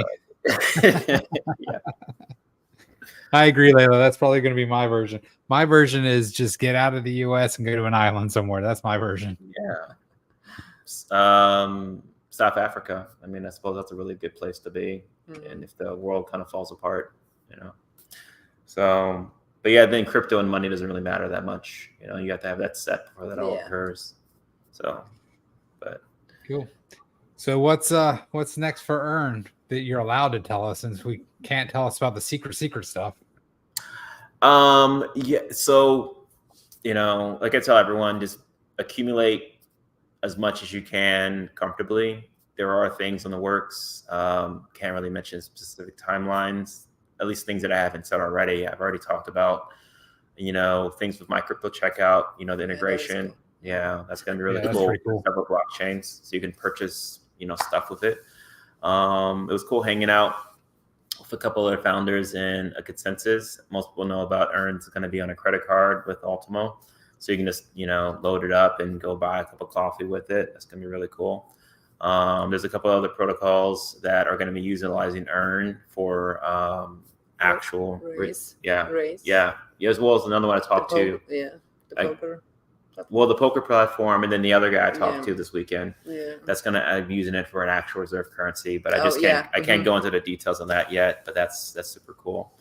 A long-term protocol. Raise going to be adding Earn as an option, deposit option for utilizing the token to actually play poker. Likely BNB, or maybe it'll be on Base. We haven't finalized that, but that's going to be in the very near future. Yeah, I mean, there's a lot. I like that guy, Fox. I need to reach out and see if he wants to come on the show. He's a cool guy. I mean, we have a number of folks that have joined our private well room that want to do collaborations, that run their own projects. We're looking at partnering with them. There's a lot of conversations that are taking place with other projects, other protocols, and relationship building that's out there. I mean, things could just blow up at any moment. But again, I say repeatedly, don't be chasing Earn at $50 million market cap, wishing you would have bought it 3 or sub 5. Do you see what you're comfortable with? And just enjoy the ride up. Things are volatile, but there's a lot that's taking place. I mean, Nadina got some merch in the mail. We're working on different merchandise stuff because it's cool. We add an option to, the shop to use Earn to buy stuff. You got to load the shop up. So we're looking into stuff to put in there. We have the liquid NFTs, that, it's currently in live mint. I think there's 15 of those minted out so far. We did the airdrop earlier today for us. So anyone that holds a liquid NFT got their airdrop, sent out them on Base. We're talking to a number of professional marketers that this is what they do for a living, that may be interested in, minting these things out for some incentive. So there's a lot of deals, a lot of things happening in the background, a lot of phone calls, a lot of conversations. And if you guys want to know what to do, I mean, just, buy, hold, Earn. It's the simplest thing to do. Just listen, still to this day, the greatest marketing catchphrase: buy, hold, and Earn. That's so perfect, so simple, so perfect. Yeah, and don't sleep on the Flamelink tokens because most of them are like very low market cap right now. So I haven't been able to buy enough yet. Yeah, I mean, you got like some that are sub 10K. 10K. I mean, you can buy a couple of $1,000. You can own most of the supply. I mean, so fun fact about the Flamelink tokens that people don't know is those are, I don't know, if you hold the Flamelink tokens, you get reflections, but you don't get reflections in the Flamelink tokens. You get it in Earn tokens. Get it in Earn. Yeah, you get them in Earn tokens. Yeah, the same hyperdeflationary supply on BNB is going out to you for holding it. So the Flamelink tokens are all tied to their Earn ecosystem. They're on the website. Everyone can see them there. And so Earn goes to $50 million market cap. What the hell think people are going to happen to a Flamelink token? They're not going to sit still, I mean, we've seen that already. Like, we have actual data that supports that theory. Yeah. Like, also, if one Flamelink token takes off, usually the others kind of go with it. And when we saw our pumps for Earn, we saw it was reflected in the Flamelink tokens too. It's just because it's all connected together. Yeah. So I was looking at the R2R treasury yesterday. And from the 222 and 237 that the treasury holds, the treasury has gotten 82,000 Earn on BNB. Wow. That's awesome. So the only BNB Earn that account has gotten has been from holding the 222 237 token. Very cool. This update, we're back over $3 million market cap. Oh, let's go. Yeah, it's that R2R effect. I'm just saying. Yeah. I mean, I think, I could be wrong. I think probably within the next month we'll be probably well above the all-time high. I mean, I could be wrong. I mean, well, no, I don't think so. just based on people I've been talking to, all it takes is one person to say, "Hey, I want to like push this," and they have 20 to. I know there's one guy in our group that has over 100,000 YouTube followers that we talked with, at Consensus. I mean, we're not saying, "Hey, go market this," but we're friendly. We're just talking to each other, and I'm sure he's aware of it. He's there. So things happen, So we need to push the promo video. Layla, I'm gonna tell you, we're gonna extend for one more week, Layla, since you were the only one to do a promo video for us and do the promo video as instructed. I'm gonna mention this on stream too, because I've said this a number of times. I don't mind Earn being at its market cap it is right now, because you know why? Yeah, I can accumulate a lot more. I get to buy a lot more cheaper. So we got you, Layla. Don't you worry. We got you, Layla. Yeah. But yeah, I agree. That's the same thing. Like, don't tell anybody about the Flameling tokens. I haven't gotten mine yet. We're still buying. We're still buying. Yeah. But so I mean, things blow up quickly. It happens. So speaking of the Flameling tokens, the Flameling Bet website, we've given back 0.25 BNB. So I know that's not a lot, but we've only been averaging like 6 or 7 people per bet. Yeah, so we've already paid out what 0.25 is $150, right? So that's not too bad. I mean, that's pretty good. Maybe one of these days we just buy up all the supply of 222 or 237. Just buy it all. Well, you can't buy it all. You can buy what's left, but I fully support you. I fully support you doing this. So I fully support that because the treasury will get that many more reflections when you do. Make go live on a video, to the moon, just buy it all up. Well, guys, we're pushing 2 hours, so I appreciate you guys coming in and saving me so I didn't have to talk to myself for 30 minutes. No, it was all good, man. Hey, it was cool. Crypto CC Man came on, and you guys have the Pelton next Monday. Next Monday, cool. Next Monday, yep. Yeah, so we'll have Pelton. I think they said it's going to be live. So once we figure that out, if it is going to be live, I believe it's 1:00 Central Standard Time. I believe is what it is. I think it's 1:00 Central Standard Time. Maybe it's 12:00 Central Standard Time. I'll have to look. But it's next Monday. So next Monday we'll be having an interview. R2R and CC Crypto Man will be with Mr. James Felton. Awesome. Talking about the earn. To see, what the market cap is around there. I we're back above a penny. It's fun when you do the airdrops and you're dropping pennies instead of 0.07 cents. I mean, listen, man, I love it. Every time I see it, I'm like, ooh, I want to start dropping dimes. That's my goal. I start dropping dimes all day. That could be so funny. I'm dropping dimes, and we got to stay at a dime too. I want to get to a dime and stay at a dime. I can stay all day. I'm dropping dimes. Dropping dimes, nice. So also a little alpha is R2R token. Might not be the actual name, but the R2R token is in production. It is in production. So you guys heard it first. You 9 people that are still here, and anybody that watches it on the replay. So yeah, there's always people on the replay. I watch the coming replay soon to a theater near you. Yeah, this bull run's gonna be exciting. I think we made a lot of connections this cycle. It's weird a little bit actually, just how I was a bit worried for a little bit because it seemed like the Fed would not do anything, like just no action. But then when they released that they will inject $1 billion essentially per week, and they started it already, just like thinking about that, yes, we're going to have a bull run. Oh, yeah. For sure. It might not be the immediate, and it might be maybe early 2025, but still. No, our spacesuits are in the mail, right? Right. Yeah, we got to make sure it's loaded up.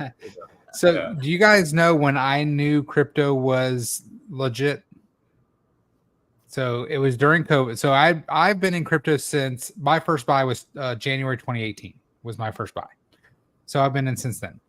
But when I really knew that I was not as dumb as all of my friends have told me I am, was during COVID when there was a coin shortage and they started to stop taking coins and they didn't have coins and it had to be no cash and it was credit cards. And I was like, oh, there we go. Like, and so I texted my friend. I said, here, I'm like, listen, I know you guys think I'm an idiot, but why is there no coins? Why? They're there. They're in the bank. Like, so now there's a coin shortage all of a sudden. Come on now. And I went through that. I mean, I was a GPU miner for the longest time, and I started mining during the tail end of the bull run. So it had ended. We were going into the bear market. So I was mining while price was going down and down and down. So like, I went from being profitable to just barely being break even, and I just had another business operation that was able to fund it, but the money I was spending was called coming from the other business. I wasn't making any money from mining. I was just accumulating coins, a lot of which I still hold that haven't done anything yet. Some did very, very well, but a lot didn't. But when you're doing stuff like that, you do question, are you stupid? Yeah. Or are you making the right decision right now? Because I'm wasting tens of thousands of dollars. And then everybody you talk to say, it's all hype. It's just speculation. It's just for people to play with. It's a tulip mania. It's gonna go around. It's gonna go away. And you're like, God, did I just waste a couple of years of my life and tens of thousands of dollars? And you're like, and you're watching all these videos and reading about the Bitcoin history and studying like Roger Ver and Charlie Strim and Ross Ulbricht and what they did. And I went down the rabbit hole. Like, okay, I can't be the first person that thought I had messed up, It has to be. So, but this has been my third bull run. And now I'm just stubborn as hell. I don't care about people's opinions. We're going to go into another bull run. It's going to happen. Well, and the big thing is like you've learned, right? It's those lessons, because that's the same thing, I started at the very end of the one, right? So I bought all the way down. But like I believed so much. So Bitcoin was at like 3,000 to 5,000. And I remember me and my friend, I had stopped buying crypto so much and we were buying stocks on I think Robinhood or something. Yeah. And so she had got a pretty big win. And I'm all like, listen, and she was up like 16 grand in stocks. I said, listen, this is up. This is play money. It's not, I said, buy one Bitcoin. Bitcoin was 5 grand at that time. I just buy one. I said, I tell you what, in 4 years, if it's not more, I'll give you $5,000 back. Right. And she wouldn't do it. She wouldn't take that play money that she just won. She's like, no, that's just not real, blah, blah, blah. And that's an interesting bet, actually, to say something like that. Like if I told someone if they bought Earn underneath a $10 million market cap, and if they didn't double their money within 2 years, I would pay it all back. Yeah. And I would actually make that bet. Yeah. Right. Up until a $10 million market cap, I would do that. Within 10 million within 2 years, they would double their money. Yeah. Easily within 2 years. Hell, they probably actually do like 50. And that's and that's what I think, because like I have so many friends that have money, but it's like, how, just give me some of it. You got all this money that you're not really, it's not doing you good with where you have it. Like I can get you, even conservatively, I can get you 20% a year, right? I mean, conservatively, like like in my mind, that's not even risk, I mean, that's why our friend, that's why, people they dip their toe into cryptocurrency, and you see what time you entered ETH or Bitcoin, and you see how much it's gone up in the period of time that you've been in it. And you're like, what the hell am I doing? Why is my money in a savings account? Why am I not in this? If it doesn't make any sense logically, how quickly it moves. Even if it's going down for 2-3 years, the second it turns, it's dramatic and how much it goes up the other direction. And so it's interesting. But I think a lot of people, there's a big barrier to entry. I mean, like we have a friend right now that's trying to get in, and it's been a process to like walk them through it, to understand, okay, this and this, and then they get in, but it takes time. I think a lot of people, they are not aware at all. Like, I think that still is completely under the radar, all the use cases for these different cryptos. Like when I talk to my dad, who is tech, like he's an engineer, so he does understand technical stuff, but still, I don't think hasn't really understood that there is so much more behind just Bitcoin and Ethereum. Like, and when you're in it and you see all these different use cases, like poker and like everything that we know that people can use and can use tokens for and build communities with it and all that, like it's just like so mind-blowing. But when then you talk to someone who just knows what's in the mainstream media, they are like, I don't understand this crypto. It's like, is it really money? I don't get it. There is no value. And then the whole conversation is all about like whether it's a currency or not. It's like, that actually doesn't matter. Yeah. Dude, that's what I try to tell. I stopped trying to explain like tokens and by like, let's just call them stocks, right? I mean, Yeah, you exactly. find companies that you like and you buy their stock. That's what crypto is, right? That's, Yeah. that's like Theta. I haven't been pushing Theta, but Theta is one of my favorite projects. And same thing. It's like, listen, this is a company that owns 14 U.S. patents. That's not. They're doing real world stuff. It's not like they're, Yeah, it's and not with millions of not internet funding crap. too, like Yeah, tens of millions of funding for certain startups, like any other business. It's like, it's crazy. Yeah, we actually we recently invested into a project that is the first DeFi and NFT marketplace on Bitcoin. Quite a bit of money. And they are a huge operation. Like, and like the paperwork we had to do for do that is, I think it's similar. You got to do. Yeah, or I had to do it because it's lazy. It's like, you do that. I read it. Yeah, Mikey's like, I just talk. I talk. I don't write. It's fine. YOLO. YOLO. I was like, there's a lot of money. Oh, we're YOLO. Yeah. Yeah. And I'm going through every line. It's like, why are you stating that they had like a phrase in it, and I was just so caught up on it because it baffled me. Like, when you invest into shitcoin and everything, yes, you always consider this is possibly a rug and you're never going to see your money again. But since it was such a like official like document, they had in there that they basically just listed the general risks of investing into crypto, but they also listed the team could run away with your funds, in parentheses, rug. And you basically, it seemed to me I'm actually signing a waiver for people to possibly do a rug. And I was just like, what? They're covering everything. Yeah, no. That reminds me the same thing. Like I think I was we were signing a lease to an apartment or something. And I'm reading their addendums, and it says like, I'm not allowed to have a meth lab. I'm not allowed to run prostitution ring. I'm like, all of this shit's illegal. What? I'm like, if I sign it, do you think I'm not gonna, like, if I was gonna do all this stuff, I would just sign it. It's not like, come on, man. It's the same as when you always had to say what was it?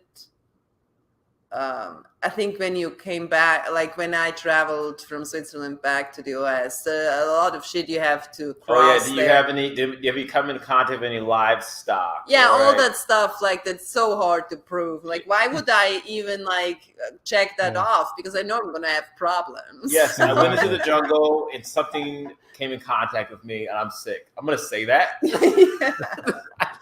Yeah. And I'm already on the plane with somebody else. Yeah. Like, great. Yeah. Are you smuggling drugs? Yes. Yeah. Wear a monkey in your bag. What? Oh yeah. And now I remember. Did you leave your luggage alone and unobserved? Like stuff like that. Of course, I'm not gonna check that off. Yeah. You're carrying more than $10,000 more on you. I'm like, wow. You think anyone actually says that? Anyone actually even says they carry more than $10,000 on them? I'm like, yeah.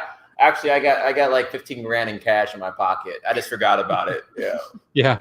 It's strapped right here along my waistline. Yeah. Anyone that's traveling with much money is not going to say anything. Oh, man. All right, guys. I got to get out of here. Yeah. Cool, man. All right. It was nice chatting, and thanks Yeah. everyone that listen to us talk about crypto, earn, and everything else. And appreciate everyone. Yep, DCA. If you have any questions, you can connect with me or Mikey or Nadina on Telegram. I'm on Discord. If you prefer Discord, we're also on X/Twitter. So reach out to us, and if you have any questions, just let us know. Right. That's good. Yeah, sounds good. At some point, we'll be on Discord. Yeah. At some point. All right. Any famous last words before I hit this cool little thingy that Alan made? No, let it roll. Let it roll. All right.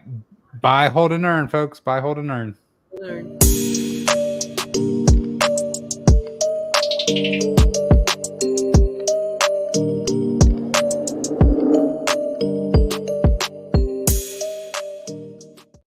That was actually the elephant money like mask, actually.